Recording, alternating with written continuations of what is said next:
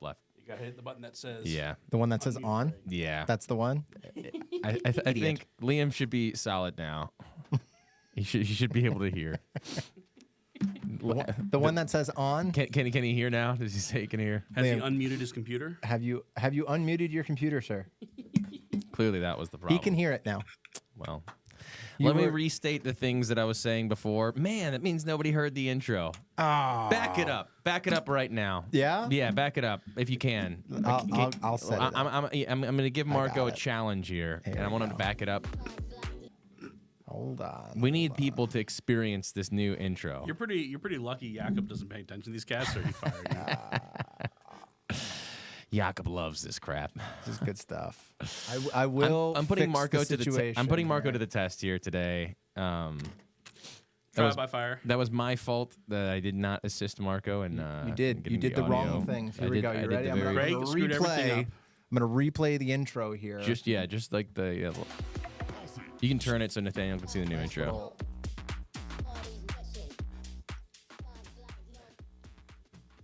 Here we go, people. Welcome to the next dimension in entertainment. Coming to you live from the offices of Chapter One Films in Charlotte, North Carolina.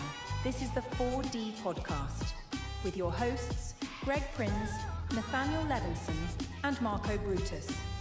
Sit back and enjoy a deep dive into film. This is the 4D Podcast.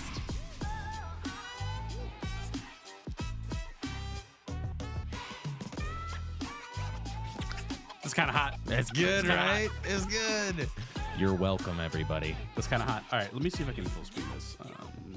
So I will re-intro the show. Apologies. We're happy that you're here. This is the last episode of season 3. Nathanael and I are going to do a wrap-up rankings of all the movies watched in season 3. So if you've tuned in here and there, hopefully that's a fun one for you guys to be able to chime in and tell us your thoughts on your rankings.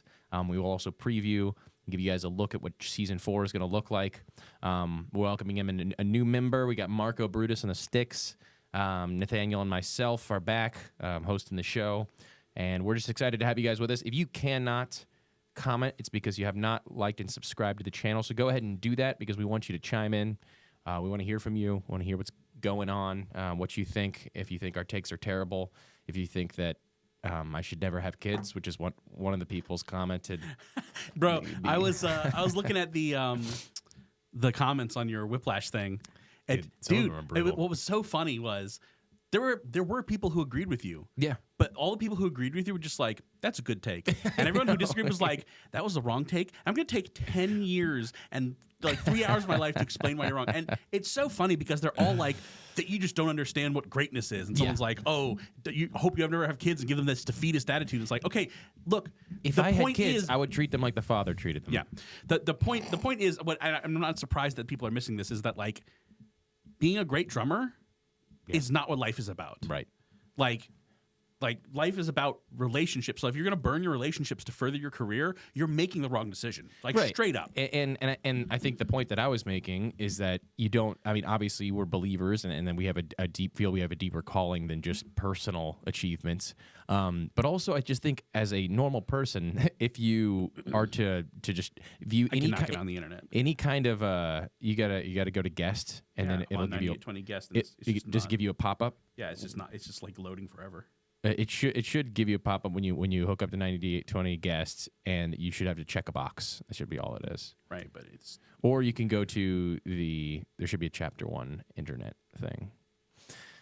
Anyways, if you are a person, did you turn my audio down? I did a little bit. Okay, I did a little bit. You can turn it down all the way. I mean, what? Okay, all right. That's better. That's better. All right. Let me know if it's too hot. Too hot. It sounds great. No, my point was that all the research we have tells us that people at the end of their lives typically regret not spending more time with the people they love.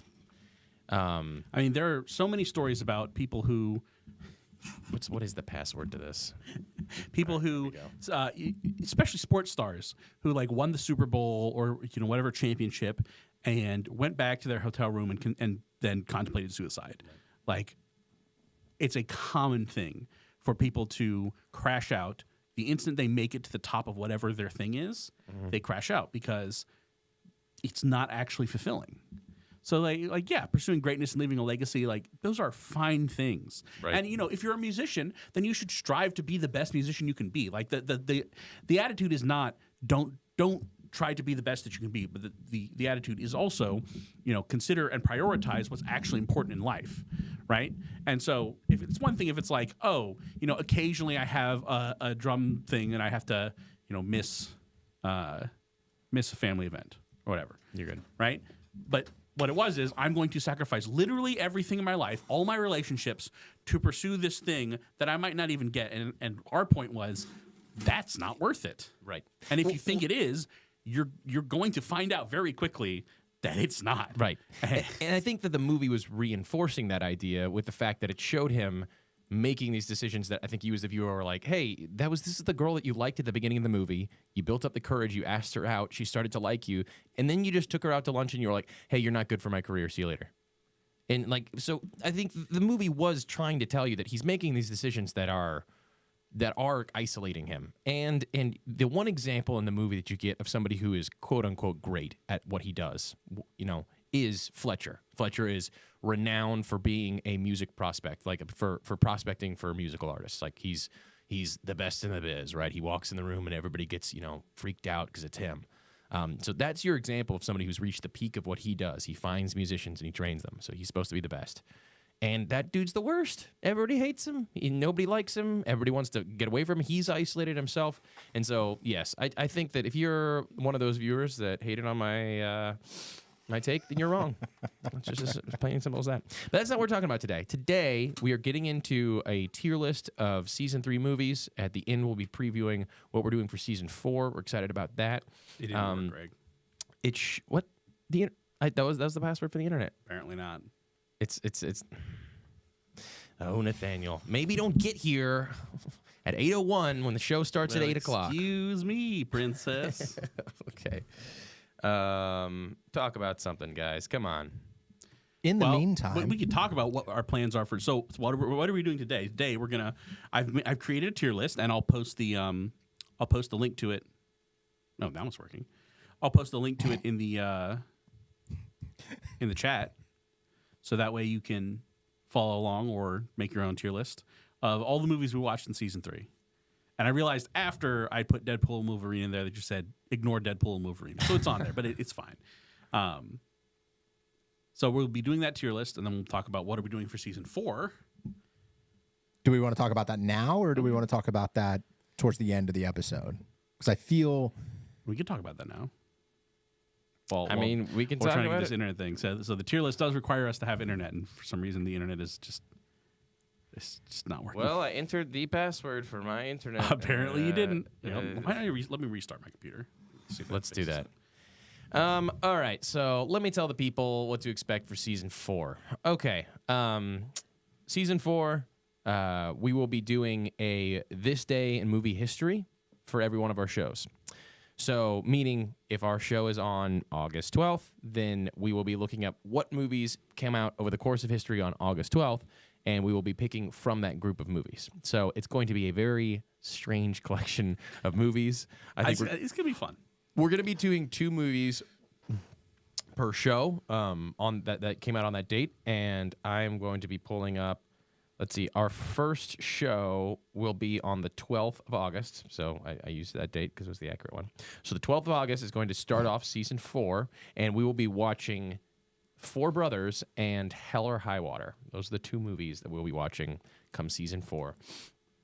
So excited about that. I'm excited just for the theme itself. Yeah, honestly, that's one of my biggest things. I'm so happy about being constrained to such a bizarre set of movies. We were picking arbitrary dates somewhere in the ether, and we were finding things like the Rugrats movie and stuff like that. Please don't make me watch that.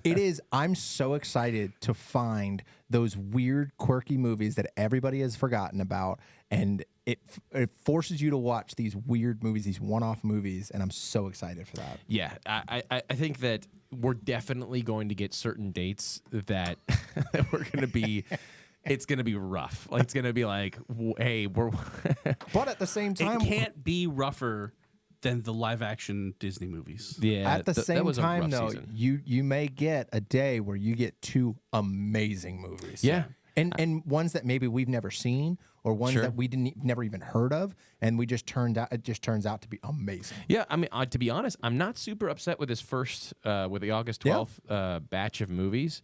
We had a couple other ones that we could have picked from, but Hell or High Water is really an excellent movie. If you're watching and you have seen Wind River or Sicario, this kind of exists in a universe with the 2 of those. These 3 movies all came out and were supposed to kind of all be relatively linked, and it sounds odd. There's not necessarily characters that overlap in those movies, but they kind of are all supposed to coexist in this set of movies, and they're all very similar. If you've seen No Country for Old Men, Hell or High Water has a similar feel. Jeff Bridges is a sheriff of a kind of a small town out in what looks, I think it's like Phoenix, and it's about these 2 bank robbers, Chris Pine and his brother. So it's a great movie. Haven't seen it in a while. I'm excited to watch it again. And Four Brothers is very fun. I have a feeling it's going to feel very silly because it's Mark Wahlberg and Tyrese and just being like, "Hey, we're gangsters," and I'm like, I just don't know. Like, but I haven't seen it in a long time. When I saw it, I thought it was awesome. But TBD on how that one goes. All right, So we are ready to go. we are rolling. Okay, so Nathanael has done a great job, and he's prepared us a tier list. And we are going to start going through. We got a big old list of movies. I mean, how many movies was it? Is it showing? I will make it show. Well, no, like because I need to make it duplicate my display so I can actually see what's going on. No. Is it not showing anything right now? No. I love technology. Well, Tier Maker is ready. It's set up. okay. So if we get Tier Maker set up, this is how it's going to work. We're going to flip the audience over to the screen so that they can actually watch what's going on as Nathanael shifts through all these different tiers. And if we don't, then we'll just be speaking it. And we'll just be talking through where we want to rank these movies, and that'll be okay. The HDMI that you're putting in there should show up over there. It's not giving you anything? It's Not giving me me anything. Okay. giving me the old Hey, the it's old me. runaround. Wait, unplug and plug it back in. In So worst case scenario, you could pull it up over there. Yeah, Liam leaves the show 'Cause it is and online. we fall apart. Is really the base. Is Liam watching Hold now? on. Hold on. Yeah. There we go. He was it on. registered. There we go. It Okay. should be working now. Okay, you should have another light there that you can switch that over to, Marko. Now. Hey. Nice. Now I just gotta get rid of this. There we go. All right. So we have our tier list up. all right. Hell yeah. So, as you can see, it goes from S tier. yeah, explain the tier list for the people. Well, it's a pretty standard S, A, B, C, D, F. And then right down at the bottom, I always feel like there is so pretty much it's A to F. A is like an excellent movie. Right. B is a good movie. C is a Very mid mid movie. D is It's it bad, wasn't but it great. wasn't the worst. F It is is the worst. garbage. And then below that is literal unwatchable garbage tier. Oh, the lug tier. I thought that was a so bad it's good Nope, tier. nope, Okay. that's the lug tier. Okay. That is the I want to gouge my eyes out so I don't have to watch films anymore. And believe me, there is at least And then- one and or then- two that, and that then fit into S that tier, category. in my mind, an S tier movie was after I watched it in the theaters, I immediately wanted to see it again. Yeah. Yeah. That's an S tier movie. S tier is, yeah, I think it exists just for a select few of those movies that you just think that just did it right. All right. So these are not in any particular order. No, I think it'll be better to be out of order. So the first one up is We Live in Time. Oh, thank God. Just hit me with the horn, Marko. Just thank God that Liam is not here to defend. Granted, I know that I disliked this movie more than you did, Nathanael. But I would put it in D tier at the highest. Yeah, man. Yes, okay, let's do D tier. I might make an argument for F, but no, D tier is right because there's nothing wrong with the acting performances, and it's just, in my opinion, a really bad love story. Like it's a love story between it's a love story between like a very selfish person and a very simp person, and that's just like, and then you just get to watch that unfold, and then they're like, also cancer and death, and you're like, all right, Oh, okay. and it was told out of order in a weird way. None of that hit for me. I just remember watching and being like, this is just, just And Liam angry. liked this? Liam loved this movie. apparently. Yeah, Liam it's just just likes- it's such a horrible relationship, and then it just implies that she was right in what she did. I think that was the and worst part. She's just like such a heinous person and such a selfish person. And if it had been like, no, she made the wrong decision, and then Right. What would have been a good ending for that movie is if Andrew Garfield's character had met someone. Met someone else. Yes, that'd be amazing. And it would have been like, yeah, see, she sacrificed everything for this career, and it was pointless because what she really should have been doing is pursuing the relationship. And that would have been a tragic ending. Right. But I would have been like, yeah, that's a good point. Right. Exactly. That would have felt more like Whiplash, where it's like the movie necessarily didn't have a happy ending, but it wasn't sending you the wrong message. It was trying to tell you that, hey, these Should things Whiplash are... have been on here? No, that was season No, two. that was season 2. Okay. No, I felt like there wasn't anything fundamentally wrong with the pieces of the story. It's just that what you said. It's just that nobody ever came into the movie and slapped her and was just like, just stop. Stop being so selfish. And that needed to happen. And instead you had Andrew Garfield crying and then apologizing for crying to her. I'm like, what are we doing? Like, okay, so she has cancer, so that means that she can secretly like lie to her husband and be taking a class and be like, oh, and by the way, the class that I was lying to you about, it's on the date of our wedding, so I'm gonna cancel the wedding. And he's like, I'm so sorry that I even said any words back to you. And she's like, I'll forgive you, I guess. Yeah, he finally blows up and stands up for himself like 9/10 of the way through the movie. I'm like, guy, this should have happened much sooner. And again, he's never seen it as like he's in the right. He's Right. 100% correct. Yes. He did nothing wrong, and he's like apologizing. Like, you don't apologize to this Well, woman. and I think the problem is with what's essentially just a romance movie. It's not even a comedy. It's just your Straight standard up drama romance. That's all there is. Yeah. So if that's bad, the movie's just I agree. Like it's just I It's a would romance. never want to have to watch It's a that romance, again. and it's a terrible romance. Can you turn my headphones up a little bit? It's a terrible romance, and that makes it a terrible movie. Yeah, perfect. Is that better? Much better. All right. So, All right, next so yeah, movie. D tier, I think What that's did fair. Hannibal Lecter say about the female warrior? You're yummy. He was Gladiator. Hit him with the horn. First Gladiator movie. No, the other horn. No, that was the right one. The That was the right one. other That was the right one. That was the right one. Marko. You hit the right one, Marko. Man. Got to be quicker on the All right. knobs. Gladiator 1. Okay. I think A tier, maybe S tier. Yeah, so yeah, Marko can chime in on these. Anything that you have seen, Marko, you can chime in on. Absolutely. If you don't give this an S tier, I'm going to be upset with you. I think I'm happy to give it an S tier. I think the argument could be made for it. You know what? I'm happy to put it in S tier and not even argue with you why I might put it in That's S tier. a top I'm 3 happy to movie put it- for me. Yeah, Top I'm 5 happy to movie put it of in all S tier. time for me. I know it's real high up on your list, and I think that we'd all have it up there. We're just distinguishing whether we think it's S tier or A tier.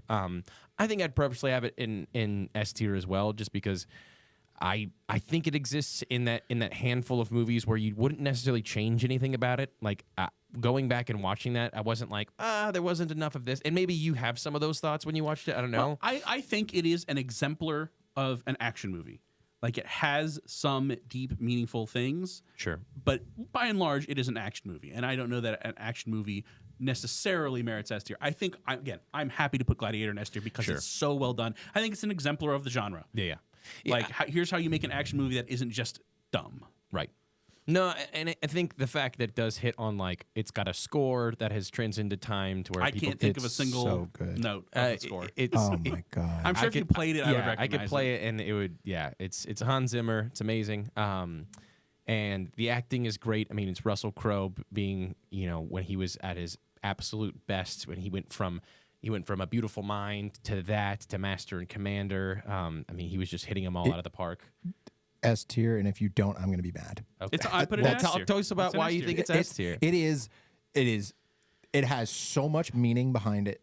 All of the action that's in there, Yeah, with the the sequences are great. exception of maybe 2 less than a second long clips where it's 24 frames when it should yeah, be the 60. weird slow-mo. Yeah. Yeah, that didn't age well. That But is that was the every movie. only Yeah, I negative. know, great. Literally, And- if that's the only And negative, it's S so tier. funny because when we rewatch the movie, we're like, wow, this is so good. And that weird slow-mo feels so out of place. Yeah. It Almost so like much someone did like a FaZe Clan edit of that scene. Like, Yeah.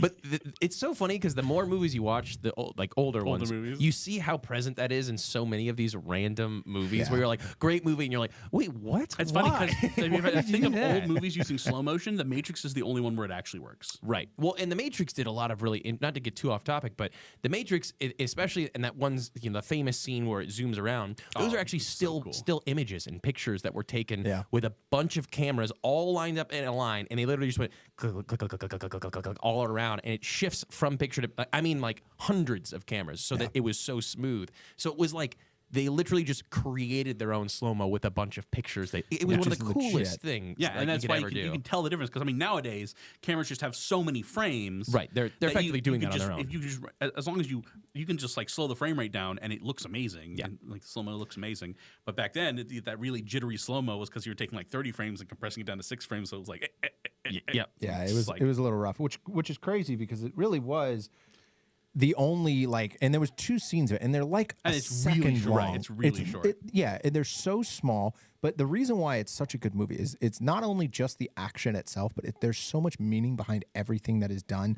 All of the character arc and the revenge needed, and you feel for the main character, like, oh, he needs to get this revenge or else it's not going to be worth it to him to go through all of this battle and this and that. It's just it's well, and then to see him get to that point where he was kind of just a broken guy, and he's effectively saying, well, I'm effectively dead. Once I die, I'll be happy, and the only thing I could potentially do to bring me any joy is kill Commodus. Yes. So don't tell me. And he's being asked, hey, lead this revolution. Like, you can actually do it. You've got enough power. You've got enough sway with the people. And he's like, nah.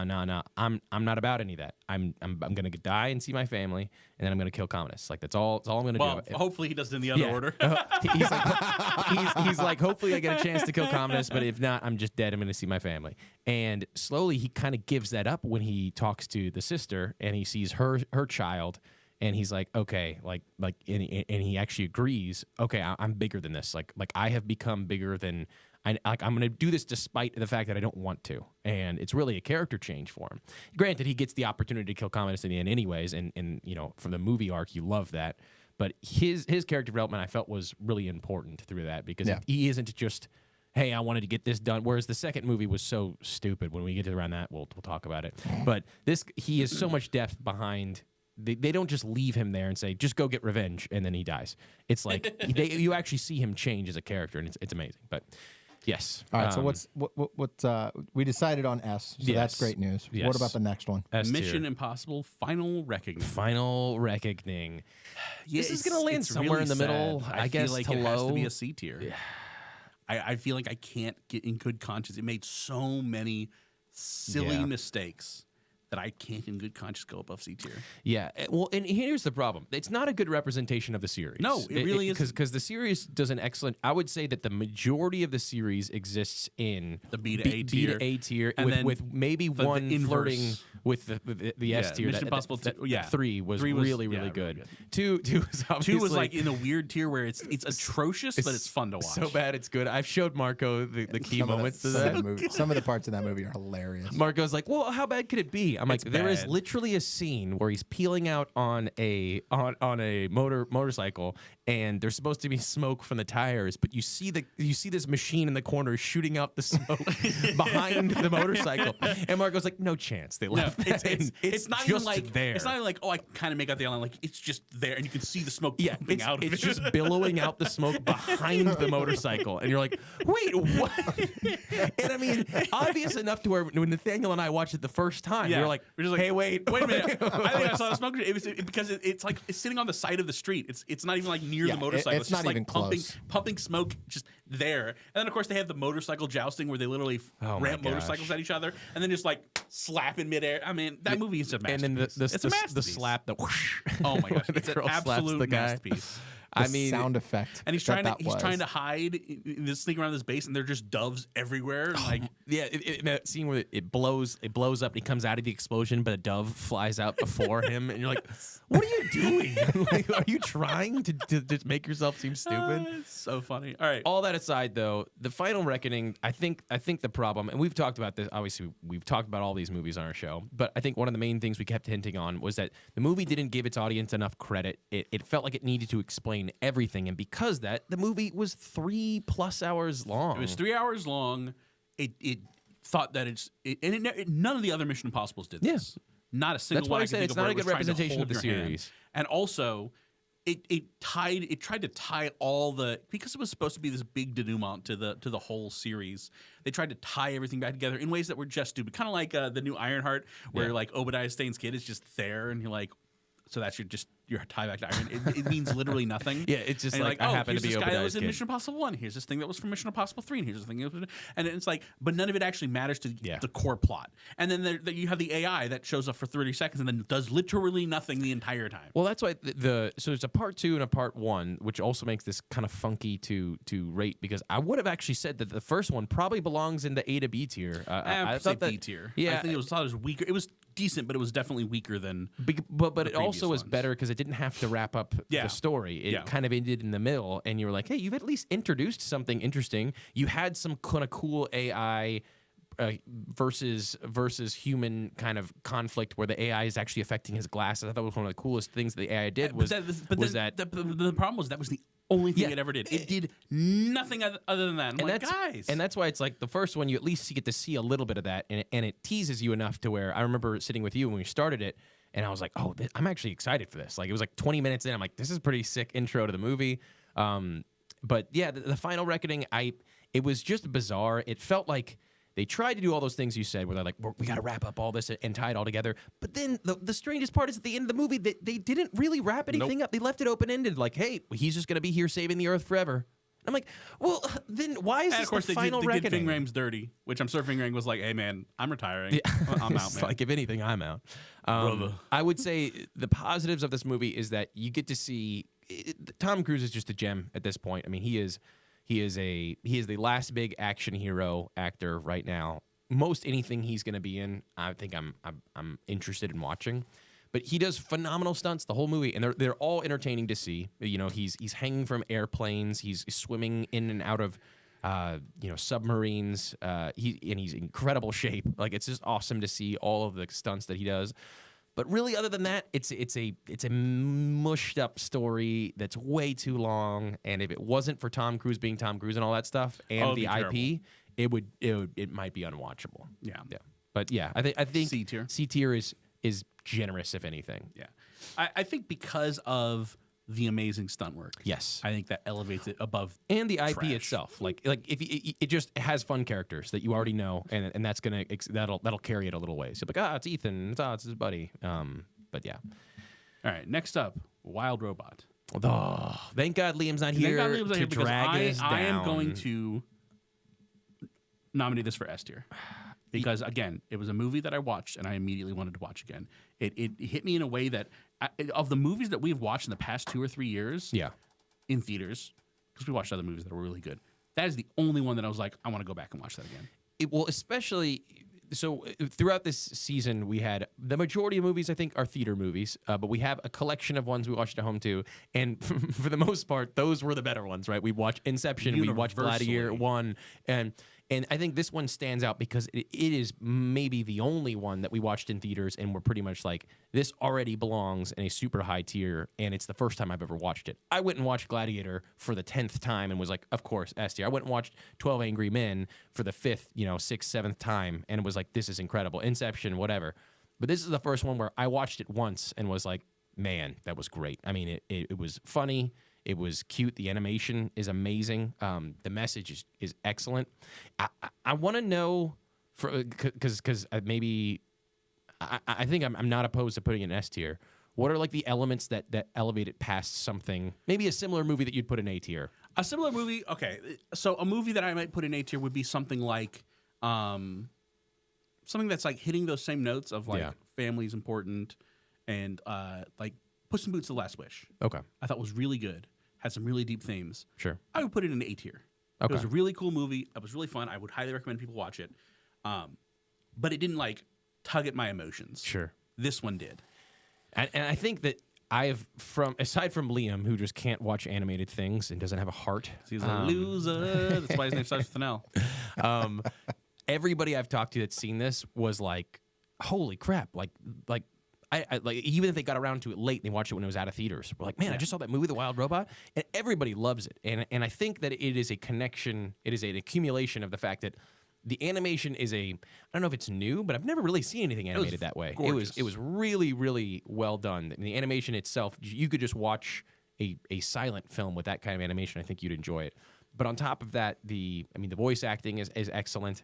And visually, like the characters themselves are all like they introduce likable characters, which you have the fox that has a character arc, you have the robot mom that has a character arc, you have the son who's a goose, right? Yeah. That has a character arc. So there are characters that you can latch onto that are actually meaningful, and it's not just like it's giving you a lot of credit, like an old Disney movie would, to say, hey, there's a lot of depth here. And then if you're actually watching, like if you're a kid, you're going to enjoy it because you're going to laugh. But if you're an adult, there's going to be some deeper That's themes. what I was going to say. For me, what makes this S tier is it would sit right up there with the peak Disney, what Pixar used to be. Yes, where that's what it felt like. This is a movie that the whole family can watch and the whole family can enjoy, which is such a rarity these days. Because, a lot of kids' movies, and you know what? I don't begrudge this. Yeah. A lot of kids' movies are just like, make the kiddos laugh, distract them for 10 minutes. Right. Or, 2 hours, but whatever. Like Minecraft movie or some schlock like that. And the parents are going to take their kids, but you're not going to get anything out of it. Mm-hmm. But Disney was no longer in the habit of, and then Pixar too, like at their peak, were in the habit of making these movies that were really accessible to kids, but still had really profound things to say and had layers to them where adults could watch it and be like, man, I really enjoyed that movie as well. I would watch that again too. Which to me is like, that is the key to it, to making a truly excellent kids movie, because the kids are going to want to watch it over and over and over again. Sure. You make something that's rich enough that the parents can be okay. If the parents are like, yeah, I don't mind you watching this over and over again because it was actually really good. Yeah. That's the mark of a truly great kids movie. And Disney used to do it, like classic Disney animation, up until like I think it fell off around Frozen is where they fell off. Yeah. Well, and I think and Pixar was I think they fell off around Inside Out, just after Inside Out was when they fell off. And now it's so funny because DreamWorks, man, they've been cooking. They've been cooking for years, and they've always been playing second fiddle to Pixar. And with How to Train Your Dragon, and with this, and with Puss in Boots, I think DreamWorks is now making superior animated movies to Pixar, which is something I never thought I'd say, because Pixar was like in another league. Yeah. And then it's a powerhouse. And now if you look at it, Pixar movies are ugly now. And you're like, what? I think they're just part of the machine now. Yeah. It's the part of Disney's machine where they're just trying to pump everything out, and you see it. It comes across in the movies. But I think that you said something really key there that I would agree with you, and I think I would agree to put this in S tier, just because I don't think that it makes like a kids movie necessarily like bad that those themes aren't there. So we watched what was that the one that won Best Animated Picture, Flow. Very enjoyable movie. Yeah. The animation is really interesting. It was a rich visual experience. It's effectively it's not a silent movie. There's sound effects and there's not really music, but the characters are just barking. There's no and dialogue. woofing. Yeah, there's no dialogue. But the story is very charming and it's an enjoyable watch because the animation is interesting. And there's nothing bad about that. But it's almost like what makes something like real S tier is that you took a movie like that was animated the same way, the characters were interesting, and the storyline kept you hooked.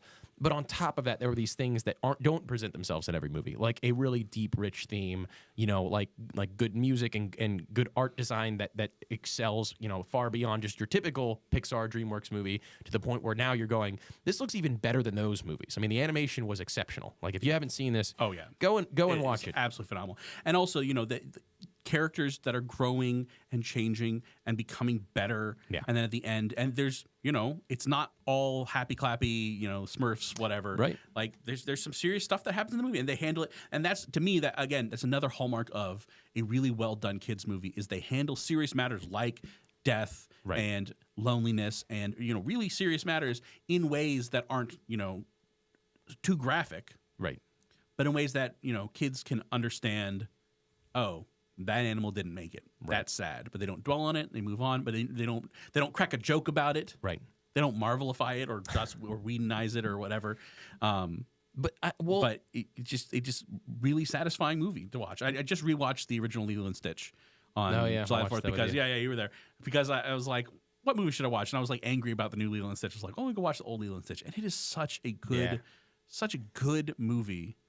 And again, it's goofy and fun, but it has really deep themes about family and the importance of family and the bonds that family make and how it can make up for a lot. And this is very similar vibes, right? And to me, anything that's saying family is good, is already getting a step up. Sure. The little opposite of Peter Pan and Wendy and We Live in Time. Like anything I definitely look down on anything that's like, you need to, like Whiplash and the other thing where, you need to serve yourself rather than your family. Right. And the one where it's like, no, you sacrifice for your family.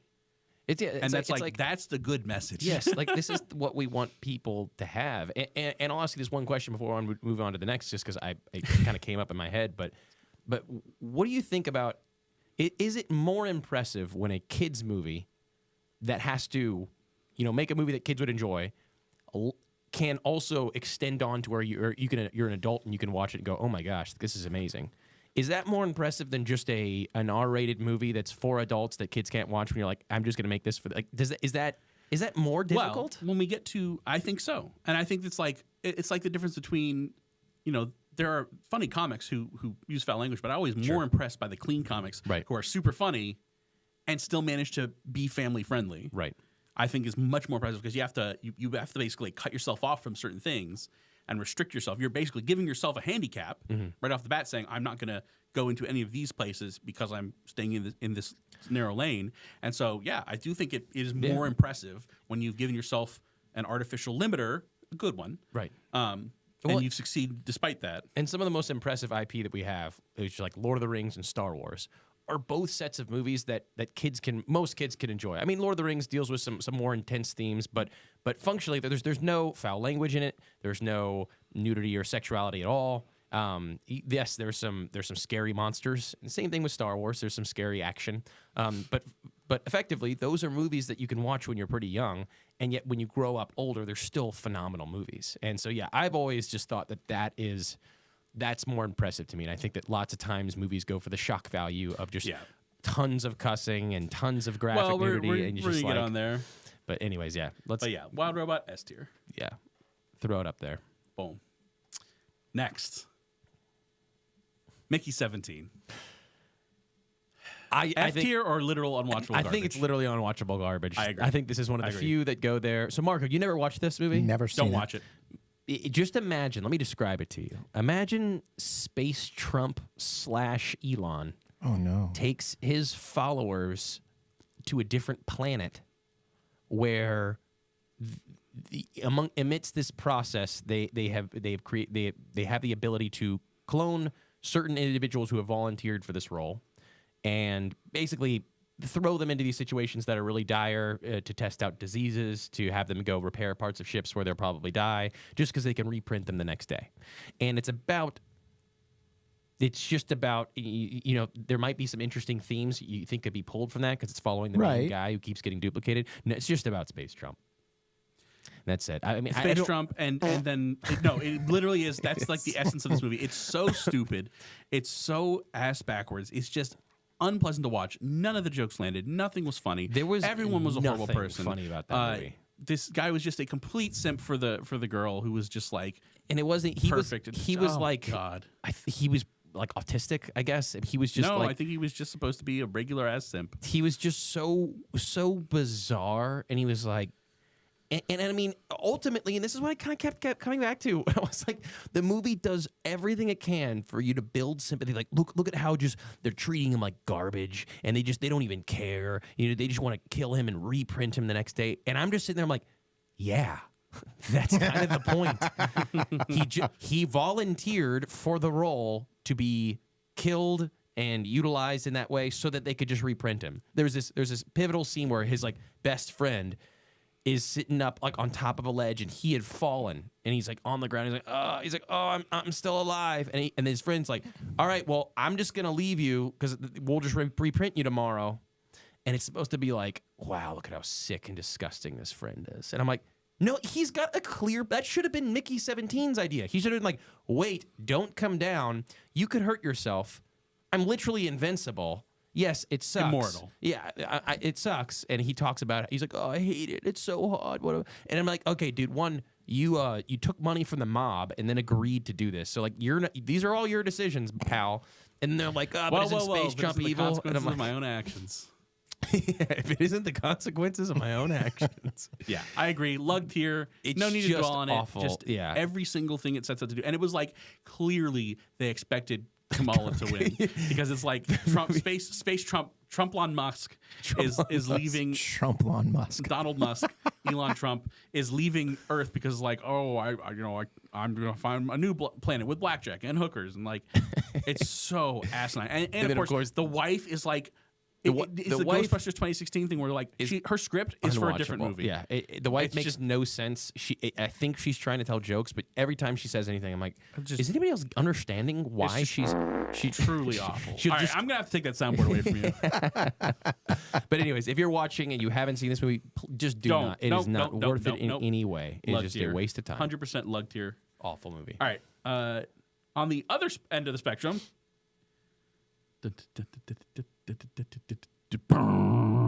Inception. Such a good movie. Yeah, I think S tier. S tier for me too as And well. again, like I said, I Top think the best way I movies. can summarize it is the best Nolan film. experience. Yeah, if you like Nolan style stuff, there's no way you haven't seen this if you like Christopher Yeah. Nolan already. But if you don't, it is just his pinnacle. Like Yeah. it is him doing the most Nolan Still weird things. that he did an all-male cast, but Hit him with the failure horn. Where I need to be there. hit him with the bass horn. Thank you very much.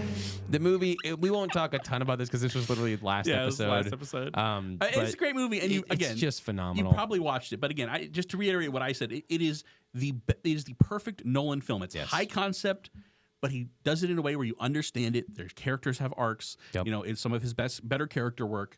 Because that is where he struggles. He struggles with the character work, but he actually pulls it off here. It's just a really good movie. The action scenes, like the cinematography, is impeccable. Yeah. And then the sound design, everything just Music, works. yep. Everything works. The one thing I like about that one is that it's a movie that you feel as though you have to pay attention to get it. It's easy to get as long as you're paying attention Yeah. to it, but because you have to pay attention to it, it is so. I don't know. It draws you in. Yeah. is the thing. It demands your focus, Yeah, which is it's a great. very- Exactly. It demands your focus. It's a good way to put It's it. a rewarding film to watch. Yes. It rewards you paying attention. And it's one of those that on the first watch you'll enjoy, and on the second and the third watch you'll get more and more out of it because it is very high concept. Like it's very there are layers to it. You know, no pun intended. So that when you watch it the second and the third time, the fourth time, you're going, oh man, I'm catching things that I didn't catch that first time, and it's a pleasure to watch every time I've ever watched it. It is. The only thing, my only, and this has nothing to do with the movie itself, is the ending where it doesn't show the top falling down. The people who are like, what if he's still in the dream? Like, okay, if he's still in the dream, the movie makes no sense. Yeah, So no. go home. He's clearly woke up. If he didn't wake up, the movie literally makes no sense. and we talked about on our last episode how cool it was that scene was more about his reaction to it, the fact that he spun it and walked away and he didn't even watch it, than it was about it tipping or falling. And we know that it falls, like we know that it's in the real world, and it was more about him walking away. And again, that was something I think I caught this last time that I don't think I've ever paid attention to before until you guys pointed it out. I'm like, it was about him spinning it and then he just walked away. It's 'cause all a the other times he sat parallelism there. with the first time we see him spin the top, where he holds the gun to his head, Right. and he's about to shoot himself until the top falls down. Yep. No, phenomenal movie. S tier. Enough said. All right. I'm just gonna. What I'm gonna do for the rest, I'm just gonna make some noises, and you're gonna have to guess what movie it is. Hell yeah. Whoa! Oh! Nosferatu. Indeed. So this one's going to be interesting to rank, just So because I think it was a well-made movie that I did enjoy. Yeah, that's the same exact, and it's hard to rank that because I personally don't think I'd put it any higher. I could see C or B tier. Yeah, I was gonna say I would put it in B tier just because it was a very well-made movie. It just Yeah. it was not. It's not something that I would go and would watch. go and Yes. watch. It's old school gothic horror. and it's effective. And it's the just cinematography's really Yeah. good. The Oh, yeah. sound design's really good. There's nothing bad about like, and to be honest, Except for maybe, again, I don't want to harp on this too much. her nipples. Her nipples were so weird, man. I don't know. She had some crooked nipples. The They were just like weirdly lead shaped. character. I don't know what to say. And they were very accented in a couple scenes, so it was very much like that's all you're looking at. So it wasn't like you were trying to see it. And literally, like almost to the point of in the new Mission Impossible when Haley Atwell is like slamming Tom Cruise's chest in a tank top, and it just zooms in on her chest. She's just like, live, and her boobs are just like, doop, doop, doop, doop, doop. And we're like, yeah, we know how to, we see why you had to film this in IMAX, you dog. No, it's funny to come back to our point about children movies or movies made for a younger audience that an older audience can enjoy. This is one of those where it's like the problem is it's so intense. Like there's so much nudity. There's some really intense scenes that are just disgusting. It's horror, so it's very graphically like disgusting and visually gruesome and bloody. So it's like it's made for such a small audience of people. I agree. Like, I think know it was a very full-blown niche adults movie that would not want to go and see that. They'd be like, that just that's not really mine. And I mean, so it's not really our thing. Yeah, that's why it's always hard for me to be like, so am I really like if we're going to try to be as broad as we can about our rankings? Part of me feels like that should take a movie down a little bit to be like, there are so many people that would be so turned off by this movie instantly just by the fact that you have so much grotesqueness, so much nudity, and over-sexualization in there. Yeah, I think part of me almost wants to just take points off, but maybe that's my own personal bias. And I think doing like a broader analysis, because it's so niche, because it's not for us. I think for us it would be a C, maybe a D. Yes, but I think if C you is look fair. at like how well constructed it is, Yep. how much effort was put into it, how just like if you look at the actual construction of the movie, it is very well done. It's just not Acting is it's kind of like phenomenal. I kind of feel the same way about Game of Thrones. Like Game of Thrones is very well written and gripping. Yeah. But it's not really a story I want to keep reading because it's just so vile. Yeah. Right? Yeah. And people feel the same way. Like Blood Meridian is this famous novel by Cormac Arthur. Okay. That is just like gruesome and vile, but everyone's like, no, you should read it because it's one of the best written books ever. Right. And it's like, okay, yeah, that's not really my thing. Not really my bag. And I'm fine with keeping this in the B tier just because the acting is great. You can recognize that whether you like the movie or not, that it's just very impressive acting. And and then the story is simple. I mean, it's just it's very simple evil story. guy who wants this girl to he effectively wants to marry her and to make love to her, like that is the apple of his eye, and he's evil, and so she accidentally kind of like sells her soul to him so that he keeps kind of tormenting her in her dreams, and eventually shows up to eat her, and then he dies. Yeah, she kind of tricks him into like eating her for too long. So, and again, it's kind of unclear whether eating her and making love to her is the same thing or whether they're different things. What did Nosferatu say when he saw Rose Lily Depp's nipples? He was gladiator.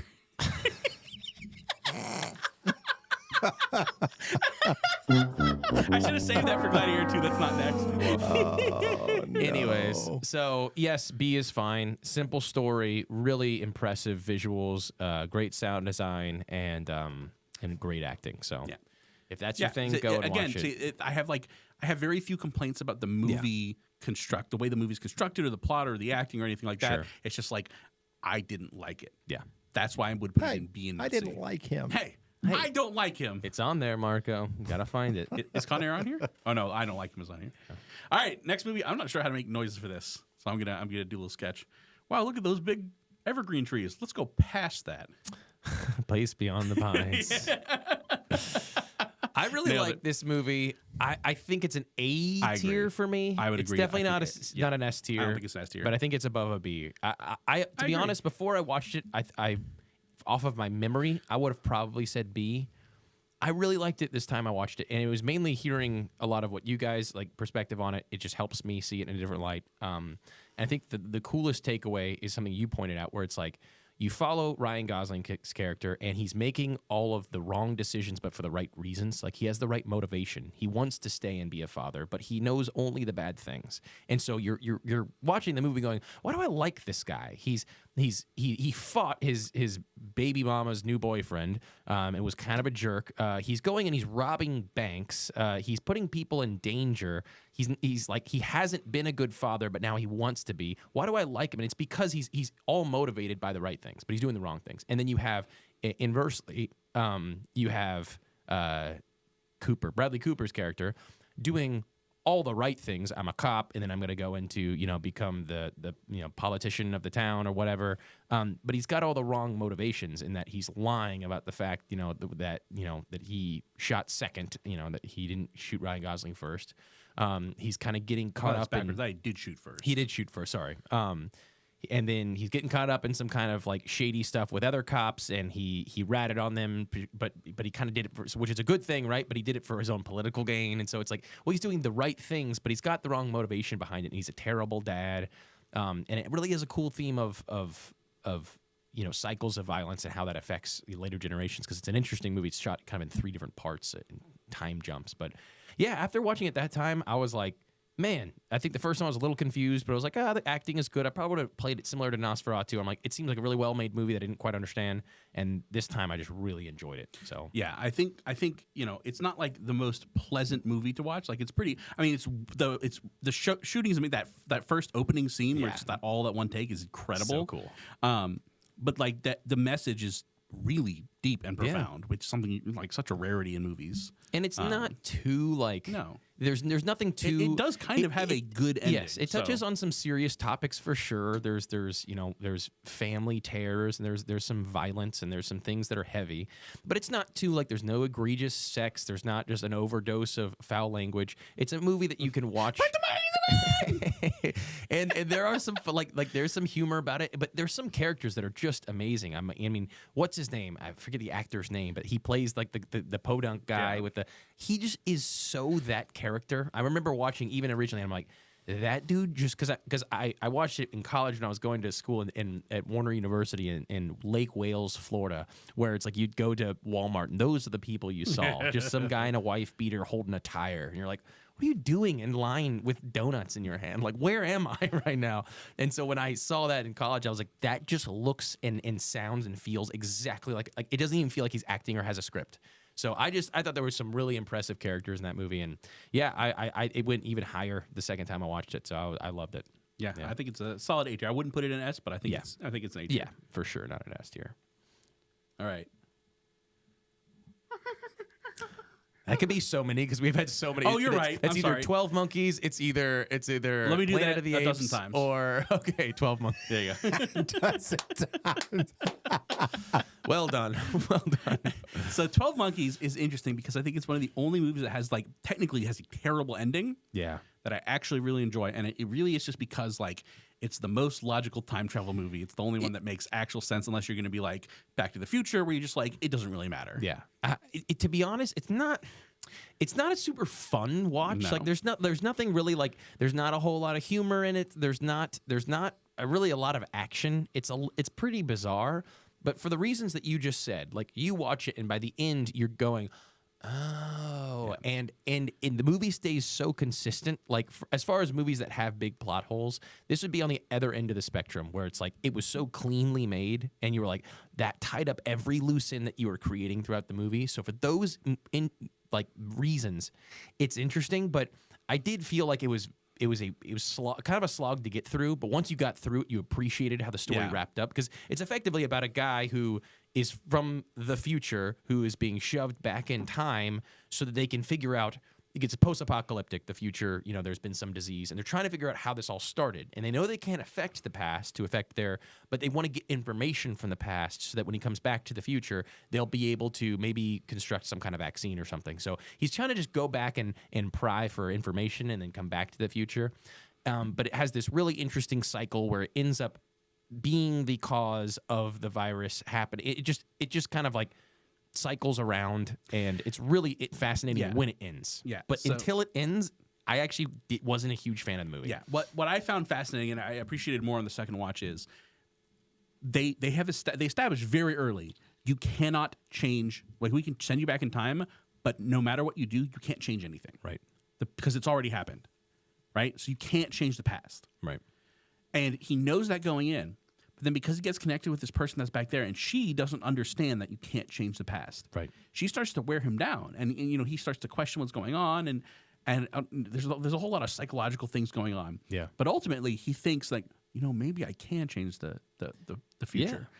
And it's really interesting because all humanity's stuck underground because of this virus, and so they're just like, hey, we're just going to send you back in time. If you can just find out like where the virus came from, we're just trying to get more information, so maybe we can find a sample and get a vaccine going and actually reclaim the surface. We're not there. No one has any plans to go and try to change it. They're just saying maybe we can give ourselves a better future if we can understand our past better, which is I thought was like really interesting. And then he thinks, oh, maybe I can change it. And you start to believe like maybe he can change because there's some weird things happening, and he finds out some information. And then the very end of the movie is basically showing you like, nope, he can't change anything. Everything happened exactly as I have foreseen. And that's what makes the movie interesting is that you are effectively acting as him, and he is so confused. At one point, he's convinced that he's not from the future, that he just has these episodes. And he's trying to figure out if coming to the past is part of an illusion, and he's from the future, or if going to the future is part of the illusion, and then when he comes back to the present, he's like, oh, this is the present, and I just have these fantasies about this like group of people. It's super weird, and so she's kind of convincing him, hey, no, you're just you're having these. And so you as the viewer are also kind of like, oh, maybe, so he's crazy. Oh, well, he's not crazy, but maybe he can change things. Oh, now he can't change things. So, the movie drags you along in a really interesting way. But I think other than that, there aren't any other enjoyable elements, in my opinion, where it's it's kind of a brutal movie. It's just, it's like there's some just kind of like cringy parts to watch through. There's psych wards that he has to go through. He's constantly being pursued by people, and so it's like, oh, like just get away. Now they've got him. Now they're beating him up, and now he's zapped back to the future, and then he's zapped back to the past, and now nobody believes him again, and he's kind of crazy and making bad decisions and beating people up, and so it's kind of like a mess. But it's really just the story being pieced together that makes it interesting, and I guess I would put that as I'm thinking either C or B. Yeah, I would put it in B. I think I would put it as a low B. I think I would too. It's not quite just a mid movie. Like it's not. When I think of other mid movies, I wouldn't put it in that same category. But I'm gonna put it above Nosferatu. Yeah, that's fine. Yeah, and again, what I found really fascinating is they tell you right at the very beginning of the movie, they tell you this is how time travel works. Yep. But then they spend the whole rest of the movie trying to convince you that maybe he can actually change things. Yeah. And the very end is nope, you can't. Yeah. And it's the guy who did Brazil, this old Monty Python guy. I can't remember his name. Not Terry Pratchett. The director? Yeah, not Terry Pratchett. Terry Gilliam. Gilliam. There you go. Who did like Time Bandits? He does weird things. Brazil, Brazil, which is a movie we should probably watch. Apparently, it's like one of the greats, one of the best movies ever. Okay. Is literally about a guy who gets trapped in a bureaucracy. Well, So sounds great. Might be very relevant to my life. All right, next All right. one.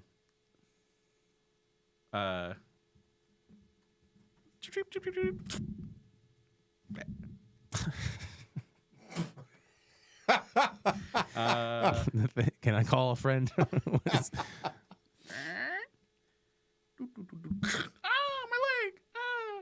leg. Your leg. Yo, let's go to the house where I cook all my drugs. I mean, don't look at me. I could see his screen. You can see what's on the left. I mean, I can't. Is it Monkey Man? No, I would make more monkey noises. There are three. I forgot there were actually two other monkey movies on here. I know. My leg. It's got a thing that's made for bears, but my leg's in it. It's a bear trap that catches a person.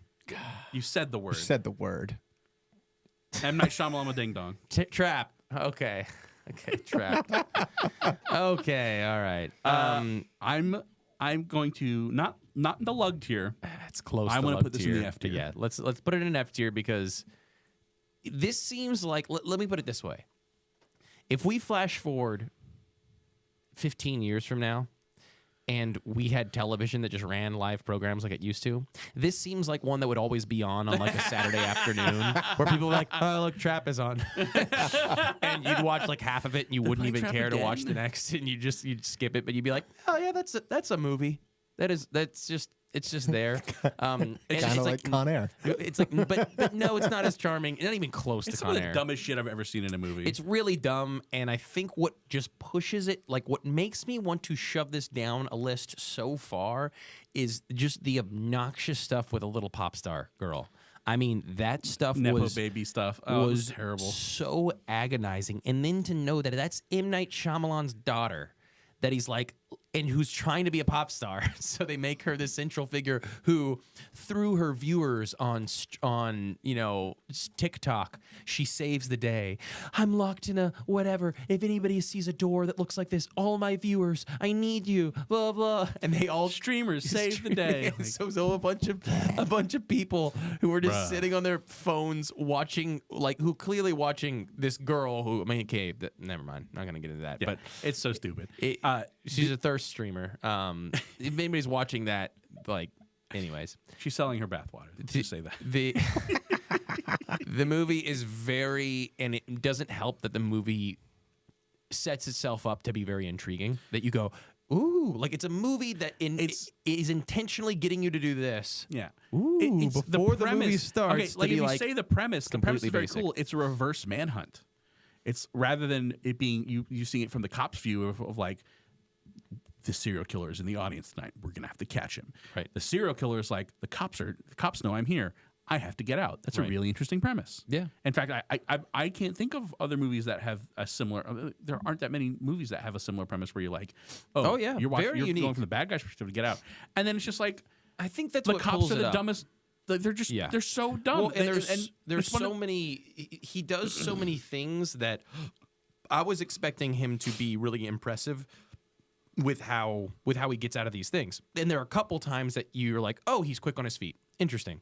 But other than that, all of the things that happen were just incredibly lucky. Yep. He just goes over and he's like, oh, they have one person out of the entire stadium that's called up to be the special person that gets to meet the artist. And then he just walks over to security guard. And he's like, my daughter has cancer. And he's like, oh, I got you. that works. And then he just walks off and then she's the one. And if like that didn't happen, then none of the rest of the movie would happen. Yeah.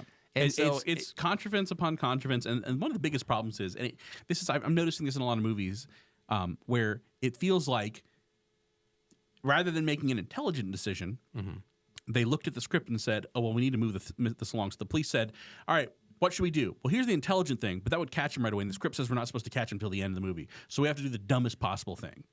It's like it really is that pain of no one ever consulted. No, they didn't even bother like going to cops or FBI or anything and be like, hey, if this was the scenario you were in, what would you do? How would you catch this person and make it even like semi-intelligent? They said, yeah, cops just, he literally like walks behind them and they're all just staring at the screen. Not one of them turns around and he gets coffee and he walks out. It's like so bad. And it all is, the movie is only started because he goes to a person to buy a shirt and the guy goes, hey, I'm not supposed to tell you this, but they're all here trying to catch this serial killer guy. All right, see ya. And he's like, oh, now I know. I'm like, so that's how the movie started. But anyways, we got a lot to go through, and I feel like we're taking too long. But yeah, F for F Trap. tier for sure. Interesting idea, so it pulls it out of Abominable, but there's really nothing redeeming about the movie, to be honest. Yeah. Next. Slingshot. We Live in Time. We already did that one. Okay, we did that one. I've already forgotten it because it was so bad. Time travel. Watchers. The Watchers. Yes, I'm tracking. I'm good under pressure. Watchers. This is similar, in my opinion, just a little better from Trap. Trap was so cringy. There were so many cringe things about Trap. Like there were things that weren't just, hey, this is average. There were things that actually made it bad. Whereas this movie, I think, just never bumped above average. Yeah. I think this is a clear cut C tier movie. I completely agree. That's just it's an interesting idea. There's a lot of intrigue about it.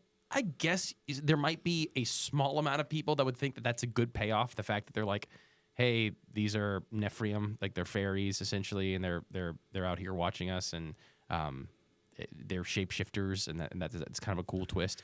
But one of them's good, one of them's bad. It gets a little messy at the end. It's fine. I would It's better than Trap. I would categorize it as saying it's fine. Yeah. But there's nothing really that makes it amazing. Yeah. But there's nothing that makes it bad. It's not a bad movie. It's fine. It was. I thought it was mid. There was nothing to praise about it. There wasn't a whole lot to complain about. Yeah. There just wasn't a lot to praise. It was just kind of a... It felt similar to an M. Night Shyamalan movie. That's very Because it was his other daughter, his right? other daughter that directed this one. We watched a lot of Nepo Baby stuff, huh? We sure did. But anyways, C tier, and these are the ones that we have the least to say about because there's not a lot of bad, not a lot of good, just a very mid movie. If it seems interesting to you, watch it. Yeah. If it doesn't, you're not missing anything. Yeah. I'll remind this one. Yoink! Steal something in a box. Robbery. It's a heist. Oh, the two heist movies. Okay, so it's the first, the second. It's the first one. Okay, Den of Thieves. Okay, Den of Thieves. The first one, other than Gerard Butler's character just being nauseatingly bad, like he's just a bad dude. Just a bad like dude. he's just a bad. Like he just sucks. Like he's not a good. Yeah, I guess you could say he's a good father. He probably loves his daughter. Whether that means he's a good father or not is to be decided. He's a terrible husband. Terrible husband. He's just nasty. Strip clubs. Just like his whole crew is just like and, a bunch of bad dudes. And but the aside from that, it's actually a cool movie. Yeah. It was really cool. The action sequence at the end is actually excellent. Yeah, really cool. I mean, like you could tell that they put a ton of effort into training all these guys how to handle these guns and how to move in formation. And with the research that we did, we actually found out that the good guys were trained in a different way than the bad guys, like the actors. So they were all trained in a certain style of military tactics, the bad guys, because they were all ex-military, whereas the good guys were trained more like SWAT team style maneuvers.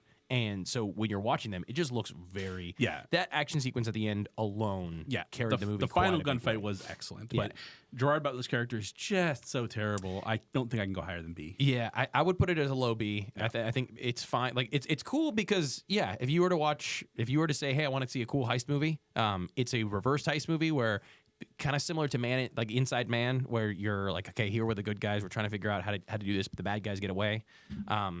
It's a similar one, but there's even more of a twist to it in that there was a bad guy infiltrating the bad guys, and he tricked all the bad guys. And so you kill all the real bad guys, but then there was one dude that you kind of thought was just like the smallest member of the bad guys, and he had duped everybody and gotten away with the money. So it was a really interesting twist at the end. So for all those reasons, it's actually a great watch. It might be a higher B tier, but it's definitely a B tier. Just because Gerard Butler is just kind of agonizing to watch. Yeah, like he's just gross. You're like, just terrible. Dude, yeah, he's terrible terrible. person. All right.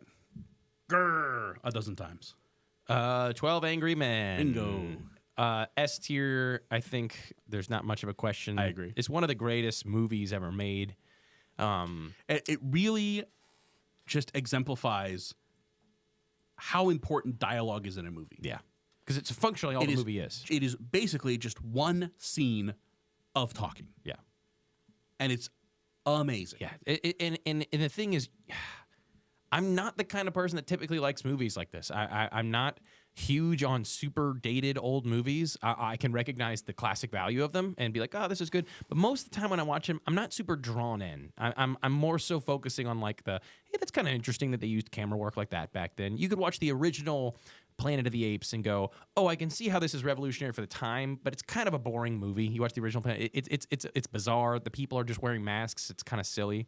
But for this movie, it's none of that. It's actually just phenomenal. Like you can, even if you're not this kind of person that watches old black and white movies, go and watch this movie because it's not even that long. Yeah, it's not that long. An hour and 20. And there's not a minute of wasted time. Like it's like every conversation is intentional. The characters are all very complex, and it's about getting down to the motivations behind these 12 men and why they think that the verdict is what the verdict is. And you're just kind of discovering that while watching all the conversations go. And these people, it feels like they are very real people having these conversations, and slowly you're peeling back why each person, the motivation behind all of their reasoning, and it's extremely fascinating. Phenomenal movie. Yeah, and what I love is it never, you see like the face of the defendant once, doesn't say any dialogue, and it never tells you. Like, it ends once they've made their verdict. Yep. You don't see whether he was actually innocent or not. You don't get to know that, because that's not the point. The point is, how does our justice system work? Yep. And again, and the whole point, juror 8, I think is whichever one. His whole point is, Yeah. it has to be beyond a reasonable doubt. Yeah. And after they interrogate it, they all come to the conclusion, like, they might still think that he did it. Right. But the question is, do they think that he did it beyond a reasonable doubt? Yeah. And if they didn't, if there is reasonable doubt there, then even if they think he's still guilty, they have to vote innocent, because that's the whole point, is that it's supposed to take a lot to put people in jail. Yeah. It's supposed to be weighted against the prosecution. That's the idea of our justice system, whether or not it holds up, in reality or not. Sure. The idea is it's supposed to be difficult to secure conviction because it's taken so seriously. Yeah. That has to be unanimous, beyond a reasonable doubt, to convict. No, phenomenal movie. Again, when it's a movie this good or that bad or that mid, it's always less to talk about, because you're like, it's just great in every way. So go and watch it if you haven't seen it. But yes, clear S tier for me. What did Hannibal Lecter say when he met the female warrior's sister? Gladiator 2. He was Gladiator 2. Man. This movie's pretty bad. Pretty bad. Thing is, I don't think it's in luck tier. It's either F or D, and I'm thinking F. You think F? It's pretty bad. But it's also just like It's also insubstantial. Yeah, you know That's what? I think what makes D. it so utterly offensive is because the first one's so good. Yeah. And that is And the this one- exact reason why I did not go see it. Yeah. You And would've this hated one it. is just like, it's just nothing. There's Yeah. nothing there. It's completely insubstantial. It's the Disney Land Small World version. Right. Like it's the amusement park ride version of Gladiator. Well, and I think that it kind of starts with your villain. I mean, obviously it starts with your hero too, but he's so hollow, and he's just like, I want revenge because somebody killed my wife that I ran away from all this. But I thought the more offensive part was that the villains, it's just such a cop out to be like, they're just crazy. Yep. They're just crazy and they're insane. And like that's like the new Caesars are just, whereas you had Commodus in the first, and yes, he was insane as well, but they explain why he is the way he is, and he does have like reasoning behind what he's thinking. Like it does exist there, although it's so twisted. These guys were just they were just children. Like, I want to see that man die. Oh, brother! It was just, they were so hysterically. I didn't know if it was the Germans. Bad. they were. Well, They were. I mean, why can't the Germans be there when you got Denzel in New York there? It's like, and you will be my creation. look at this. You're gonna get out there in the arena and you're gonna fight these guys. You're gonna fight these dudes and you're gonna take them down. It was.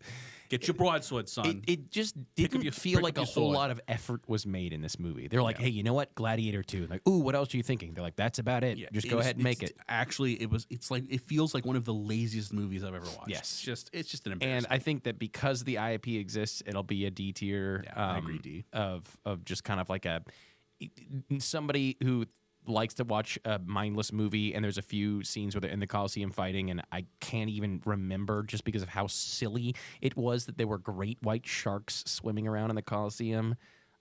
It's like you pointed out that they have filled. They did the actually Coliseum do naval battles. Yeah, they did fill the But I Coliseum highly with doubt water. they were bringing in sharks. But the fact that it's like, we have trouble catching sharks now. What do you think they're doing to keep, like, we can't keep a shark alive in captivity pretty much anywhere, or like the sharks that they were there, which were either, tiger sharks or great whites, I don't because they were think great huge whites and they were are tearing native to the Mediterranean. They were tearing people apart the second they hit the water. These Which are is big not how sharks work anyways, Yeah. unless they're bleeding. And so it's like you found these sharks and somehow kept them in captivity enough to be able to just toss them into the Coliseum to like it's just, again, such a little. They were just like, hey, it's gonna look cool.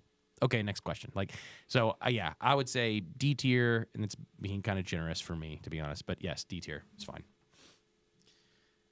All right. And more monkeys. I don't even know. The Brutalist. It's Okay, the Brutalist. The I have Brutalist. literally no idea how I could possibly mime or make a noise for this one. Like, let me just build some buildings and then get doinked by what's his butt. Oh gosh, this is either a C or a D for me. But If I had just watched the first half of the movie, I might have put it in C tier, maybe B tier for the same reason as Nosferatu. After watching the full movie, it might be lug tier. Yeah. Okay. I'm glad you said that because it's just if I just personally had all of these movies in front of me and nobody else in the world existed, this might be the last one I would watch because it's a combination of incredibly long, incredibly very long. boring. It is the longest out of all of these, and then very obscene. Even the parts that are good are boring. You have to be like, I would come out after watching the first half, which is the length of a movie, going, well, that was kind of boring, but they touched on some interesting topics, and he had some interesting conversations about architecture. You got to see this one project come together, which was interesting to see the guys and to see how he was initially really obtuse to the idea that this immigrant was here working, but then he saw how good his work was, and he was like, "Hey, I'm so sorry I did it. You're phenomenal." And so like, well, that's just enjoyable to see. Okay, great. And then you watch an equally long version that's just as boring and is just painful to watch, and there's nothing good or redeemable about it. And man, on a personal level, it's like bottom of the barrel. There is the side of me that just goes, I guess that people enjoy. So Adrian Brody, really good actor. Oh, he did a great job. Phenomenal. And I think Guy Pearce did an amazing job. But there's just, I would never recommend this to anybody. Nope. For the first half alone, maybe it brings it to like a D, I guess. I don't know. Maybe. Okay, but see, I would agree with that. Like D, maybe F if you really didn't like it. But then I thought about it. So the whole thing's about brutalist architecture, and he's being praised for like, oh, your buildings are so interesting and this and that and the other thing. And if you ever looked at brutalist architecture, it's hideous. Yeah. And then he's building this big like YMCA thing out of concrete, and I thought there was some interesting stuff with how he's playing with light and with the negative spaces. Yes. And then my sister and my mother took a trip to Europe this July, and they started sending us pictures of everything. The first picture they send us is a picture of this cathedral in Barcelona called La Sagrada Familia. And I have a picture up of it. You want to show that picture? Boom. And as soon as I saw this, literally the first thing that came to my mind was, wow, the Brutalist was ass, wasn't it? Like, Brutalist architecture is so dog shit. Look how beautiful this building is. And tell me that Brutalism is even in the same ballpark as this. And you're out of your cotton-picking mind. Like, you can't tell me that anything that movie that he was striving for was worthwhile at all. Right. Like, dude, this is architecture. What you were doing was throwing a bunch of concrete together. Well, the problem it's is embarrassing. the problem is that like the way that and this is my limited understanding. The biggest way that brutalist architecture differs from typical architecture is that it's kind of just going, we need to just do the most reasonable, affordable kind of like... it's the cheapest thing. It's just, we need the space. Yes. Plonk a building down. So to take that and hold that and say, okay, that's what brutalist architecture is, and then to say, well, let's, on a scale of artisticness from top to bottom, when you look at architecture, this has got to be the bottom. And intentionally yes. so. And then to make a movie that is so obnoxiously artistic and like so pretentious and up its own butt, and I'm like, you're gonna take the silliest form of architecture. Like, it would make sense if that movie was about somebody doing that kind of architecture that said, okay, the form of it, whatever, but I need to make it look beautiful. Then I would at least be able to be subject to this beauty that he's creating. Whereas this one, he's like, no, intentionally, it's not going to be beautiful. And I'm like, okay, well, show me why the function of it is so much more important than all the other stuff. And then it's just like, oh no, it's got to be my vision. It's funny. And I'm just like, well, he's acting like a pretentious artist, but he's doing brutalist architecture. That doesn't make sense. Those two things don't fuse in my head. Because like the first thing he does, and the reason he gets on Guy Pearce's radar is he like redoes his library. Right.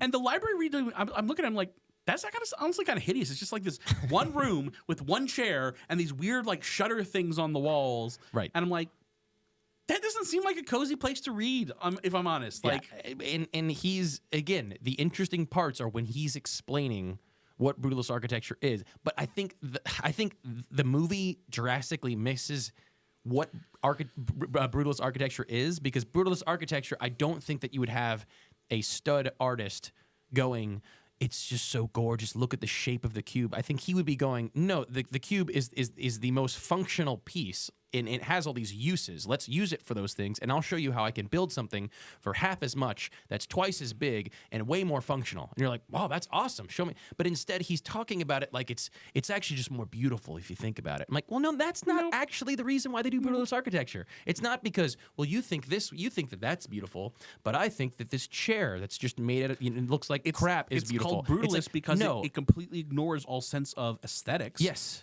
It just beats that out of the way and says, we're just going to make something that maximizes efficiency, minimizes cost, is sturdy, can survive bombings. And you know what? There might be a place for that. Yeah. But it is not pretty. Yeah, and it's like the movie just went in the opposite direction as far as the movie was just agonizingly pretentious, so up its own ass that the movie was like 5 hours long. It wasn't really 5 hours, but it felt 3.5 hours long. It was close to 5 hours long. With a 20-minute intermission. So it was 4 hours. You dog faces. I don't even know what to say. Yes, we could get into the nastier points of the movie. Because it feels like the indie version of what Hollywood's been doing, where like everything's just getting uglier. Yeah, that was one of the things that was I noticed in Superman was there were some women showing off cleavage. Not that I'm saying like, oh, it was great, I got to see some titties, but like, oh, women are actually dressing like women. Yeah, that's crazy because it's so opposite what I usually see in all these. Well, like, and I think the movies, if the movie had a theme it was trying to go for, it was that America is kind of like not super great to these immigrants, and then they'll never feel like it's home here, right? Like these Jewish immigrants from Poland. Yeah, I feel like the whole message was we should have stayed in Israel. And it's like, okay, and I think the movie got itself into a hole because it goes, yeah, look at this Guy Pearce guy. He hires this guy because he thinks he works really good. Okay. Oh, but he doesn't like his boss. Because Guy Pearce isn't a very nice boss. Okay, that's fair. And Guy Pearce, puts himself at risk to have one of his main dudes get the guy's family out of Poland and into safety. Okay. And they're like, yeah, don't you hate him? And you're like, I didn't hate him. And then he's like, they're like, you don't hate him? You don't hate him? He's gonna doink. He's gonna doink. He's just gonna rape the main character. And you're like, wait, now you what? hate him? Like, why? And they're that like, came out of nowhere. Yeah, now is an evil, and it's like yeah, because that's what he was doing to the immigrants. Like it's the system. Like, it's like he gave him a job and paid him well. If you take that part out, he was just a boss that you wouldn't like. Yeah, he's kind of annoying at times, but what bosses aren't annoying other than me, to Marko? Now you play the wah, wah, wah, wah. but he's just like he makes some inappropriate jokes, but he's paying this guy. He's changing this guy's entire life and functionally saved his family and allowing him to stay with him because he recognizes how exceptional he is at what he does. That's kind of just how it works. Like that's capitalism. It's like, hey, you're really good at what you do. Okay, great. We want you. If there are people, if there's a group of people that want it, you're gonna like if you and this is clearly a guy coming in. He's like, I'm an immigrant, but I'm really good at this stuff. And there's a rich guy going, oh, you are amazing at this stuff. Let me pay you a bunch of money and take care of you. It's like, all right. And then they realize that they're like, oh shoot, this guy's actually not that bad of a dude. How about you just after he's overdosed on heroin again, just go and rape him. But we haven't really done anything to lead up to that at all. No, just have him do it. Okay. For no reason. And then now you see how evil he is, and I'm like, okay, well, I guess I don't know. The movie, and it was weird because it seemed like this character, like, oh, well, he's also a rapist. That's interesting. It doesn't seem connected to the rest of his character at all. Like, yeah. And then you get like it. Then it just escalates into nausea, which is why I would say lug tier. Yes. Let's like. I'm so glad that I thought I was gonna have to kind of be like, all right, it was a well-made movie. So, but to be honest. No amount of good acting can pull that movie out of the garbage. It is nobody should ever watch that movie. Horrible. Next. Milady. Sinners. Close. Ah, dang it. You're on the right track. Something in that time period. No. Think Fedora, Milady. I'm on Reddit. Okay. What movie did I complain about? The Redditors. The Redditors. Oh, okay. Monopoly. I just don't know the name, but I know hypocrite. Close. Whatever. Heretic. That one. Heretic. There you go. Anyways. Hippogriff. Heretic.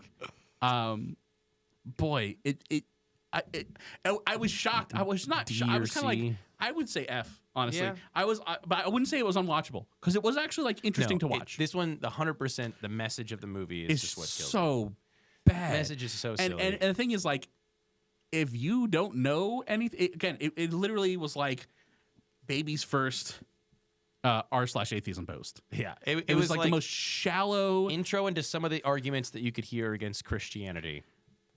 And I And, was like, like, the most I remember tepid- having those thoughts as like a kid, and then being like, oh, no, No, these are all wrong. sorry, there's no foundation I for did that. 10 I'm seconds of sorry. research and found out like, oh no, I'm totally wrong about all of this. He's like, you see, Monopoly is like, and then although all the shots that they took at at Mormonism were pretty funny. yeah, no, I mean, it's funny because the irony is we can look at it and say, yeah, like he's not out of line when he talks about the stuff he says about Mormonism, and then people will be like, yeah, but he's not aligned with the stuff he says about Christianity either. And like, well, if you're putting Christianity and Mormonism on the same level, you don't understand how history works. Yeah.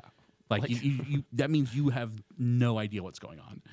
If you try to put those on the same level and be like, oh well, it's like the whole thing like, well, you're just an atheist, you just believe in one more God. I'm like, okay, well, you're a bachelor too. You just married one more wife than I am. Like, it's actually like the dumbest thing. And I think the more offensive part of it is that he does present himself as I think the movie does want him to be the villain, and the movie wants the saving grace of it to be. Right. I know that you're right, but I just like thinking this way. I know it's wrong and it's not real. It just makes me feel good, and I'm like, yeah, what? It's all the worst stuff. It's like this obnoxious Reddit atheist. And then the girl who the religious girl is just like, yeah, I recognize that you're right and it's all fake, but because it makes us feel better, then it's okay. And it's like, no, you should believe something because it's true. Yeah, right. That's the only reason you should believe anything is because it's true. Well, in the situation in the movie in which he brings out, like, those are the moments where your faith is tested. Those are the moments where it's not going to matter that praying and wanting a butterfly to land on your hand or whatever is going to make you feel good. No, you're going to want to actually have depth to your relationship with God and to say, this is a real thing, despite whether I feel it right now, and it's really tough right now. But I know, like that's the point of it. If it's only there when you're feeling happy, well, and if it's not there and you're feeling happy, it's not going to change much. But it's in those moments of desperation. Are you actually standing on something that's firm and that's true? Because in those moments, it's going to be meaningful. And she's like, here I am, about to die, but you know what? It makes me feel good to pretend that this is all going to... And I'm like, what? No, that's not how that would work. Yeah. There were a lot of things in that movie, and I was like, head-scratching. Like, they didn't like the explain fact a that lot his well. house was like... billionaire house. Like this guy's like a professor. Like it's got trap doors. I'm like, what did the contractors think they were building? Well, when and they built when they built this sex dungeon thing, and he's got like the women in cages. Yeah, that's and, the part that I and don't she's know. like, why are you doing this? And he's like, the real question is, why did you let me? I'm like, who is letting? There are laws. that was I'm one of the sorry. stupidest Did the parts. law suddenly? Are they living in the weird part of Massachusetts where you can just kidnap girls? Like, doesn't he go around with like a squirt bottle and he's like spraying them with water? He's like a vegetable mister thing. Like, what is happening? I was like, so why are we in weird. your basement and you have these women that are, according to you, they just want to be here, and you're just allowed. Like, it doesn't make any sense. And no, I mean, I will like, it felt like a well done movie in the sense that like the characters were all true to who they were the whole time. There wasn't any big plot holes. There was confusion about what was happening in the plot. Like I don't necessarily know why his motivation was so strong to be as weird as he was. Like, why did you feel the need to kidnap these 2 girls just so that you could test their faith? I don't know. Yeah, he was just like, well, you know what? He woke up one day and chose violence. So it's just like, yeah, guess it's time to start kidnapping women. But the true biggest problem of it is that the message is so silly and dumb, bad and like, so easily like, and thinks that it's being very highbrow, and it's like, and that was the sad thing is I saw so many reviews that were like, man, it was just like really deep and intellectual and profound, and I was like, that you're telling me you don't know what's going on. Camera 2 shot. Like, you don't have a feed for it? I don't have nothing. No. It's Liam. It's Liam. He's hacking the system. He's trying to take me down. He can't stop my. Pull out the HDMI and plug it back in. Alrighty. For camera 2. Okay. Anyways, yes. So I'd be fine with that in F tier. F tier. Yeah. Cha-ching, cha-ching, cha-ching. And do that twice. teaching, sharpening something. No. Oh, playing cards. No. Money. Oh, heist. So do Den of Thieves. No, I'm counting the money twice. Count it twice. And you were And I really have close autism. to that word. And I have autism. And it makes me gives me Accountants superpowers. too. Thank you. Wow. Like I'm gonna count it twice. Thing Okay. is, Accountant like, Accountant 1 two. is not on here, but I would put Accountant 1 B, maybe A tier. Yeah, I liked Accountant 1 quite a bit. Accountant 1 might be an A tier movie. I think that it flies so far under the radar. And then Accountant 2 happened. we're gonna try. You keep talking. I'm gonna try to fix camera So, 2. Accountant 2 had the kernel of something good in there, and that was the relationship between Ben Affleck's character and John Bernthal's character. They actually have really good chemistry. And those aspects, that aspect of the movie works really well, unironically. It's just that everything else is incredibly stupid. Like the Captain Planet of autism, where they're just like, by our powers combined, we can hack the NSA and like one, okay, maybe, but this whole gang. Now, okay, I will say, to give them like a marginal bit of credit, it is like that whole school is for like autistic kids who are very intelligent. Sure, that's Doesn't- fine. Fine. But the biggest problem was I bonked my head and now I have superpowers. Like, that was the silliest. Marko, I want to hear your thoughts because this is one of the few that you got to watch this, and you're also a huge fan of the first movie. I am a huge fan of the first one, and the more that I have thought about the second one, the more upset I am of how bad they did compared to the first. Yeah. The first was a very close S tier type movie. It's a high A for me. I wouldn't consider it an S tier, but there's so much character arc with the first one. Yeah. There's so much building of who he is, why he does what he does, Yeah. all of the quirks and all of the seriousness that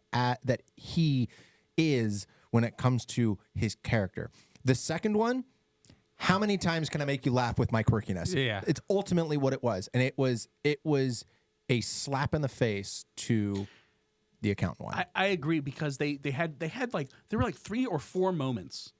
And the one that sticks out to me is when they're drinking on top of the bus. It's so Yeah. bad. That's the one that gets me too. where it's like they could have.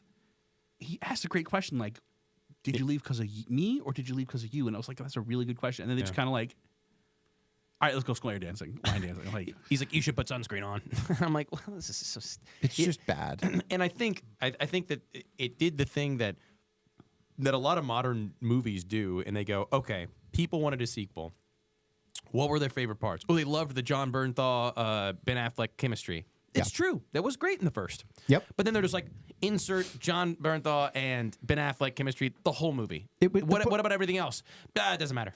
But it wasn't even it wasn't even just about that. It was about how, like, we're gonna make it whimsical for no reason whatsoever. In the first movie, he is so serious, so intent with every move he makes, and then the second one, he's just a doofus. Yeah, That's all he is. He really makes a lot of mistakes in the second one, and also I think the big thing that I think grounded the first one was telling his backstory with his dad. Like, it made the movie a lot more serious because it gave you depth to the characters, and there was death in the fact that his dad died, and now he's kind of left on his own, and what has he done on his own now? And it explains how him and Bernthal kind of went their separate ways. Whereas this one, he's just like, the intro makes you laugh a bunch. You know, it's him, basically analyzing this dating service. And he's like, I've analyzed the best thing to do and like the best pictures to post and the best bios to get me the most possible options. But then he just doesn't like any of the girls.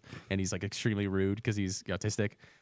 Great. But then the whole movie is that. And if it was only that being the whimsical side of it, perfect. Yeah, it would have been a great moment movie. of levity. And there were a lot of good moments like that in the first one. But there were moments to a very serious movie. Exactly. That's the issue.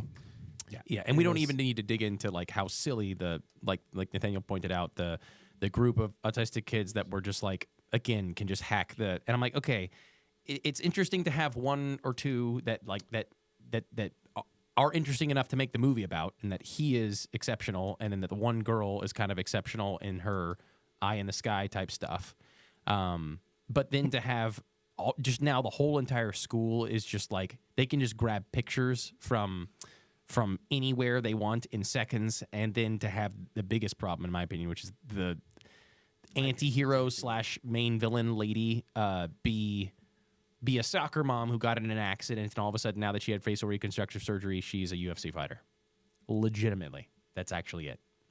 So I just don't think it put enough effort into the rest of the movie, other than just saying Bernthal and Affleck are going to carry it. Yeah, that was the biggest issue with the whole ordeal. It was too much whimsical and not enough actual movie making. Yeah. That was the problem. And that was why it was such a bad issue when it came to like, it's just slap in the face to the first one, because the first one was so good. So where does it rank?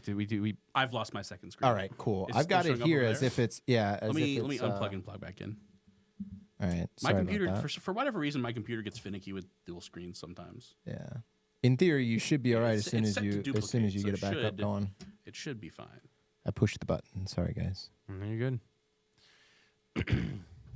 So let's talk about where we want to place it. I think D tier. Man, again, it goes back. Are you good now? Nope. No, I see your screen on mine. Could you turn it towards him and then just let? Oh yeah, because he's gonna. Well, make it like flip. No. I got this. Oh boy. Anyways, while he's doing that, Yeah. the Do you biggest agree with D? man.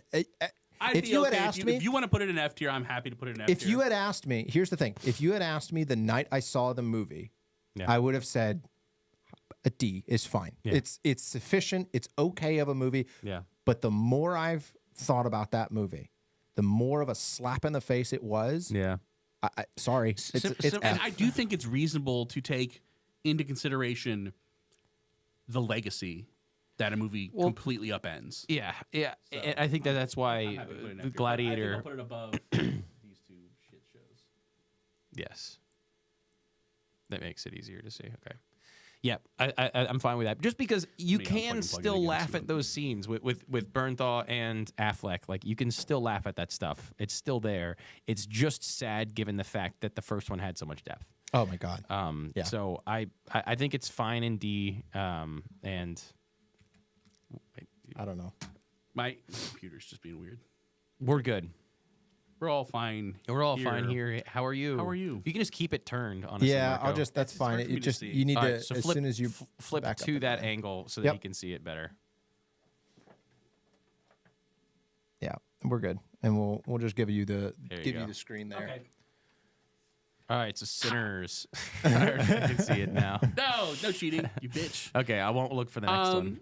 I think you know what? It's funny because I don't have a whole lot to say about this. Although it was funny because we were watching some videos on classical music the other day. Yeah. And I'm just like, no human being in their right mind can listen to Tchaikovsky or Rachmaninoff or Bach and think that blues music is just better. Yeah. Like, I mean, I like blues music. Like Sure. I'm not a hater.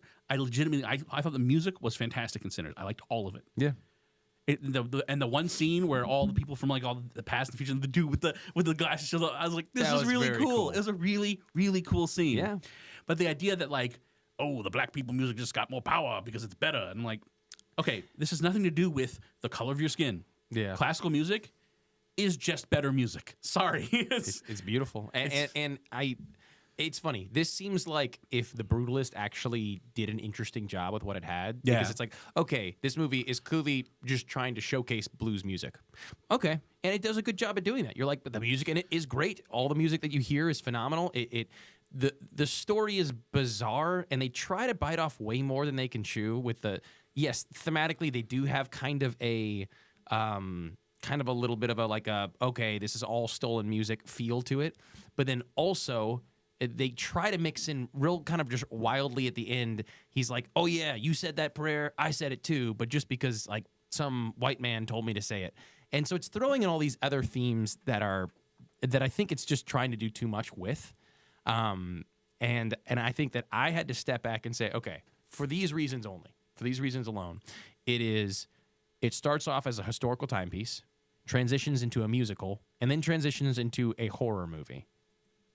There we go. I'll give it its bones. Yeah. It's interesting for those reasons. Yeah, and I thought what because I was actually on that episode, I thought what Liam was bringing up into the conversation of what exactly is the movie about. Yeah.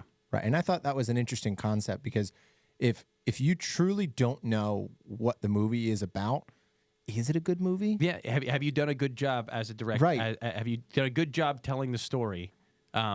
If your audience doesn't really know what the movie is about. Yeah. And yeah, I think that's a problem. I think that you can have high concept movies. We talked about Inception, right? Like Inception is great, but it's great. You can follow it, right? The first watch is amazing, Right. and it just gets better the second watches. It's Yeah. not, hey, you just can't get it until you read some Reddit post, and then you can watch it with Right. some lens. And then even then, you're probably not going to be happy with whatever the reasoning is behind whatever.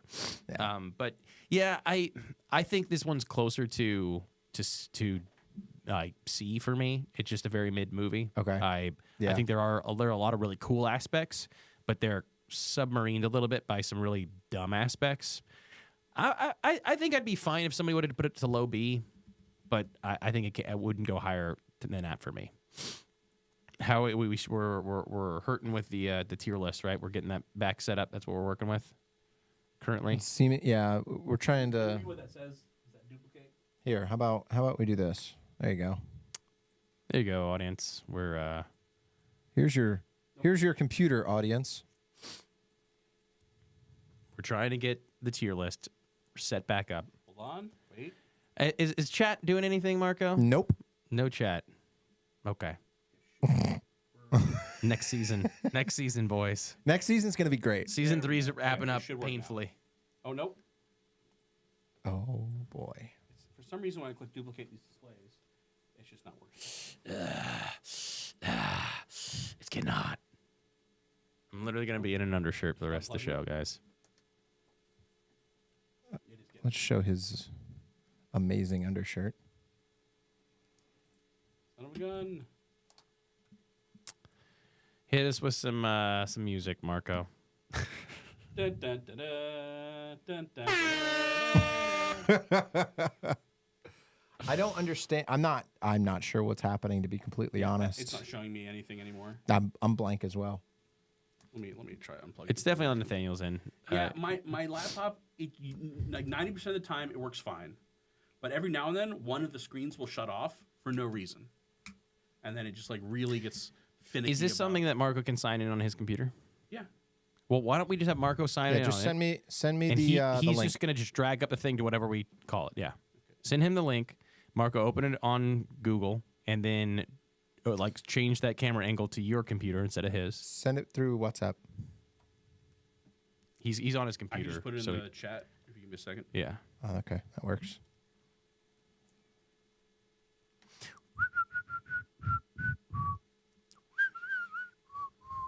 I had to send Google a picture of my. Okay,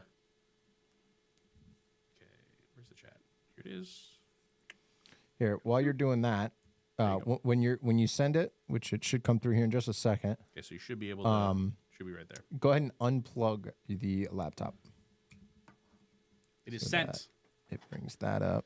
All right, so Marko, your job now is to give us little signs. Let me know. Oh boy, yeah, because I've seen all of these movies. It's all right. You can at least just look at the title and try to function us a, how could I get them to say that title? All right, so I have. So can you open it? No, because I can't see your comment. What?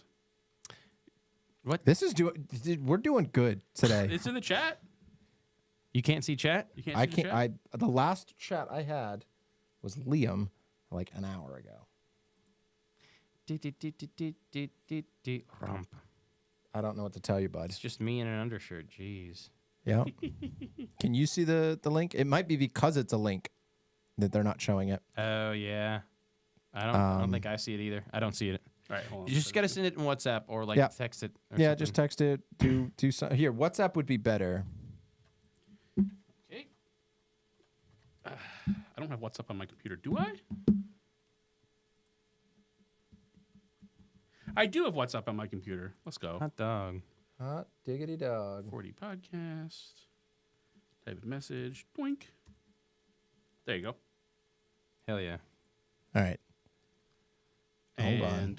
And since you can see your Yes, I thing, can tell you what's up. go ahead and do that. Go ahead and start the next movie, and by the time I get it up and going, Where do we Well, want to put Sinners? C tier. C tier is what I was going to say. It's just it's a mid movie. It's fine. It's fine. It just there's Get it tries to bite off more than it can chew, and it's kind of confusing as to what it's trying to say. all right. Guess what movie not live. this is? What? It's not a live document. I could see all the movies you had there, but they're on the bottom. Yeah, but you'll have to move them up yourself. Yeah. 'Cause Okay. It's like your version of the tier list. So I can tell you, S tier is Wild Robot, Okay. Inception, Inception, 12 Angry Men, 12 Angry Men, and Gladiator. Gladiator, A, Place Beyond the Pines. Place Beyond the Pines, B, Den of Thieves, the first one. Den of Thieves, B, 12 Monkeys, and Nosferatu. 12 Monkeys, Nosferatu is the, The black and white one. yeah, I got you. And then C tier is Sinners, Mission Impossible, Where's And Sinners? Hold on. Watchers. So Sinners is C, Mission Impossible, Upside Down Plane, Sinners. What was the next one? Mission Impossible, Yeah, I in got that C one. tier, and then Watchers. Watchers. Okay, D tier We Live in Time, and Yeah. Gladiator 2. and Gladiator 2. Oh, come on, Marco. Gladiator 2. And then F tier, Accountant 2, Trap, and Heretic. Heretic and Trap. And then Lug tier, Mickey 17, and The Brutalist. Okay, cool. All right. So drag it over to your screen, Marco. There we go. All right. So All right, here's my All right. reaction after watching this next movie. Joker 2. Joker 2. Yep. Okay. Not much to say. Lug tier. Lug tier. Easy lug tier. The luggiest lug tier. I honestly Just- almost could have its own tier. It's one of the worst viewing experiences I've ever had. It is awful in every way. It is just absolutely horrendous. Never watched it. Even Liam agrees with us that it's Yes. low tier trash garbage. Though one of the worst movies that's ever been put to screen. Yes. And I say that not in terms of like the birds, not the Alfred Hitchcock birds, like Birdemic, Okay. where it's just like so low budget. Yeah. It's embarrassing. High budget, fairly well acted. Like for the most part, the acting was great. Horrendous movie. And just one of the most horrendous movies I've ever seen in my just life. painful to have You to have watch. every advantage, and that makes it worse than something like Birdemic, where a guy had, or The Room, where someone had a vision and was just kind of incompetent. Yeah. This was just horrible. obscene, just Horrible. Just. I don't want to say anymore. I Yeah, want to talk about it's just this anymore. awful. All right. Just we don't even need to. Everybody knows this movie's terrible. Next, Monkey Man. So this one's interesting, not because it's going to be very high on the rankings. It's going to be very low. But no, it's just going to be low. it was like it started off kind of interesting, Yeah, that's all I would and then say about is halfway through, you're just like, "What is even happening in this movie?" there anymore? is so much. Like I was just going to mention that there's a lot of. I was thinking it was a little bit more. It's so bad it's good, but it really wasn't, was it? No, it was, wasn't. There was just things that will shock you. Like if you described what was happening, you would be like, "No, that doesn't happen." And it's like, what if I told you at the climax of a giant fight scene where the Monkey Man faced overwhelming odds, he was assisted by a gang of men wearing dresses that were transgender, holding a bunch of random weapons, including one of them just holding like holding a stick of dynamite, and where's the boom? There was supposed to be an earth-shattering kaboom. and they just all start fighting like action figures being slammed into each other, and it's just so It was so so mind numbing, and there's so much shaky cam that it just kills you, and it just seemed like it could have been a cool movie. And what really, for me, I didn't like. It started off interesting, but then it very quickly became just like, what is even happening? If you want to watch a good revenge, like sort of like anti-hero Indian movie, watch the Pushpa series. They're phenomenal. You will not regret it. They're amazing. And like, honest to goodness, hysterical. The very first thing that happens is the very first scene of Pushpa 1 is the police like stop this truck. police officer pulls up to the passenger side window, gets pulled through the passenger side window and thrown out the driver's side window. That's the very first thing. Just whoop, whoop. That's the very first thing that happens. It's hysterical. No. But yeah, no, this movie was just at a certain point it just became agonizing. Yeah. And it was so stupid. And the bad guy's motivations made no sense. And then the whole thing is like, it's like, oh, the monkey man, he's got this, it's like the story his mom used to tell him about this monkey hero thing, right? And the whole he's like doing lucha libre or well, like underground MMA stuff, fighting, and he wears this monkey mask. And so at the very end, he's like getting ready to confront the bad guys. So he takes the mask and he puts it in bleach. And now it's this bleached monkey mask. He goes Super Saiyan. He puts on the monkey mask, walks up to the two guards who were guarding the door, takes the monkey mask off, and then throws it away. And then I'm like, why? It was like this whole thing about like him putting the slow-mo and all of this, and then he just takes it off and throws it, literally throws it to the side, and it's just.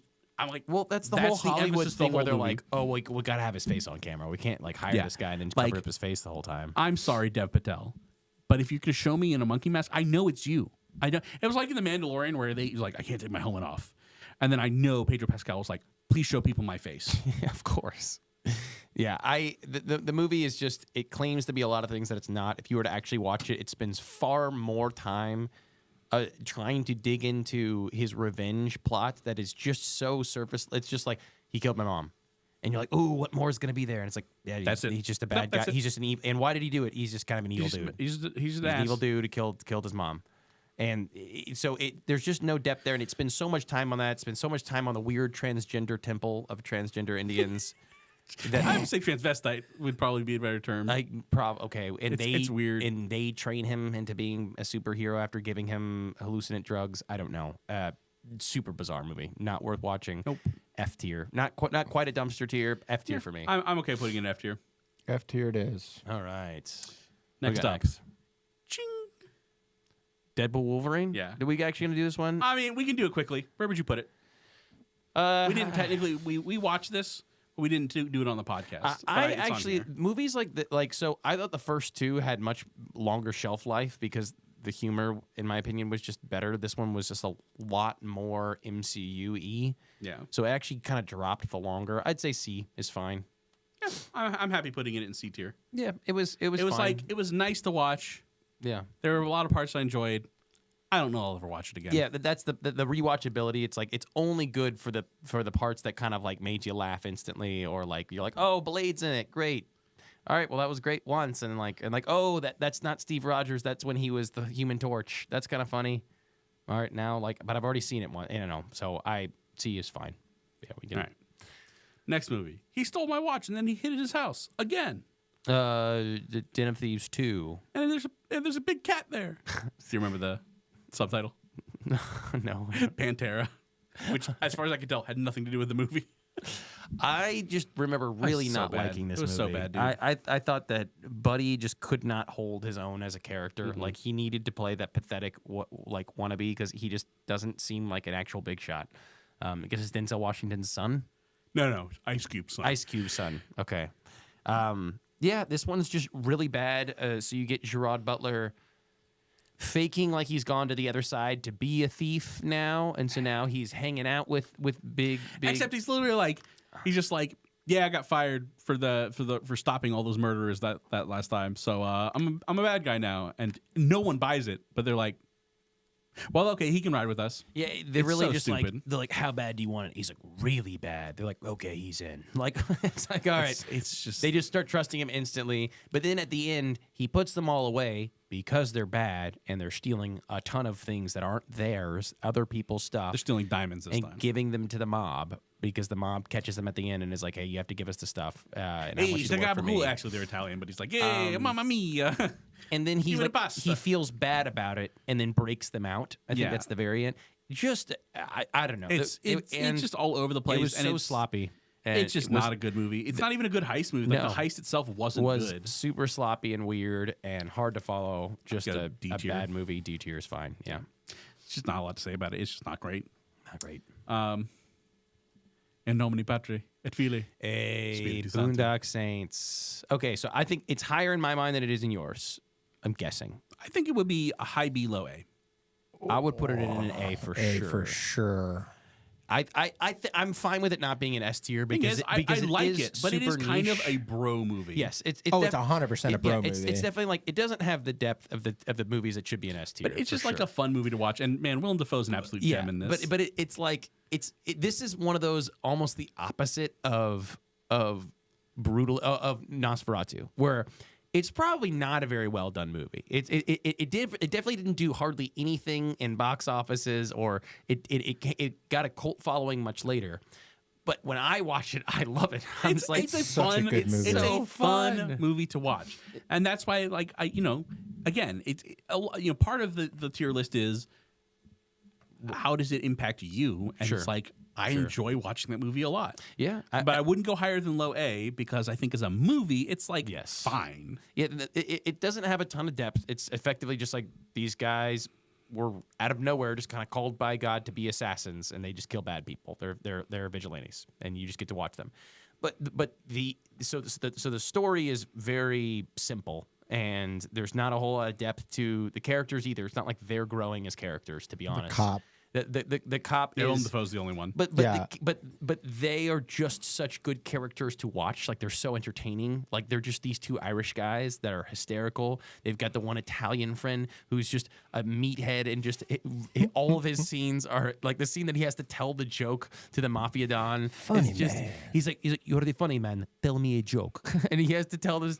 The scenes are just incredible. The scene where they're all like kind of getting drunk and excited because they just did their first kill, and then they just accidentally like hit the shotgun and it blows the cat against the wall. And then you come back in the subtle things. You come back to the room later and they've like taped a picture over the giant red splatter mark on the wall to be like, maybe she won't tell. So there's a lot of it's a very messy movie, and there's not there's not a lot of depth, but it's so fun.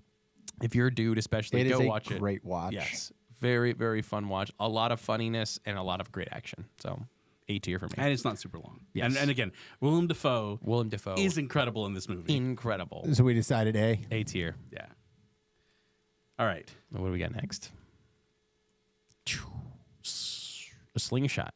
Okay, I was like, slingshot. So this one I was always higher than you and Liam on. So let me bring my expectations down to reality. So in reality, it had some problems with the plot, but I think the reason it was higher and the reason why it stayed high in my mind is that I was only judging it versus other movies we saw in theaters. Similar to what we did with Wild Robot, where it's, well, this is clearly one of the best things I've seen in theaters in I don't know how long, but we're judging it against other movies we've seen in theaters, right? Amidst movies that were coming out, when Disney was at its prime, it would have just felt like another one. It felt like Beauty and the Beast or The Lion King or Mulan. It's right in there.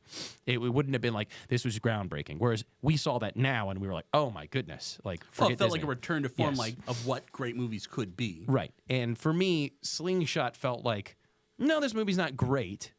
But it was so refreshing to go to a movie theater to watch a movie I didn't know anything about, and for it to not be a sequel, for it to not be a remake, and for it to have zero political anything, and to just say this is a sci-fi movie and it's a little bit of a psychological thriller, and here you go. Not perfect, but I was like, oh, that was it. Was just maybe it was just my viewing experience of it. So I liked it for those reasons. I would put it in B tier. Yeah. I'm happy to put it in B tier. Yeah. Again, my enjoyment of the movie was somewhat spoiled. I heard the plot twist. Okay. Yeah, that would do it. Before I saw the movie, and Big so I was twist. just like, and it's one of those movies where I think on the second, like plot twists are tricky. Yeah. Because once you know the plot twist, then you're like looking for the clues throughout the movie. And it gives you a different experience. And what I don't like in plot twists is when a movie lies. It's one thing if you have an unreliable narrator. Sure. It's another thing if the omnipotent third-party camera, which is what we're viewing, is just giving you false information. Right. Glass Onion did that too. And I find that really frustrating because I'm like, that tells me that you're not confident enough in your twist. Yeah.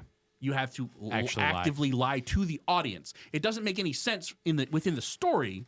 If within the story, like someone's lying about something, but if you're lying to me, the audience, then that means you're bad at writing a plot twist. It wasn't as egregious as Glass Onion, which is I would say, lug tier movie. Yeah. But I thought it was you know, I thought it was brought like, it down. well done. It brought it second, down, yeah. I'm happy to put it in B. Yeah. I think a B tier is fine. I think if you go and watch that movie and you haven't seen it, you don't know much about it, you'll enjoy it. You'll be like, that was fun. It's not anything groundbreaking, but it's great. So B tier, I'd keep it there. Let's try to hurry up. We're already far over our last technical. one. Oh, hey, there we go. Kingdom of the Planet of the Apes. Okay. Bingo. I wanted this movie to be a lot better than it was. I know. Well, here's the problem: is that they call it the Caesar Saga, which is the new one. So It's the one where they all start eating a bunch of salad. So you have Rise of the Planet of the Apes, War of the Planet of the Apes, or Kingdom of the Planet. Rise, Reign, and Kingdom. I don't know. There's three of them. Look it up. Those three movies with Andy Serkis playing Caesar, that's kind of his history, are really, really good. All three of them. All three of them are great movies. I could rewatch that series a lot of times and not get bored. I mean, It's Rise, Dawn, and War. Rise, Dawn, and War.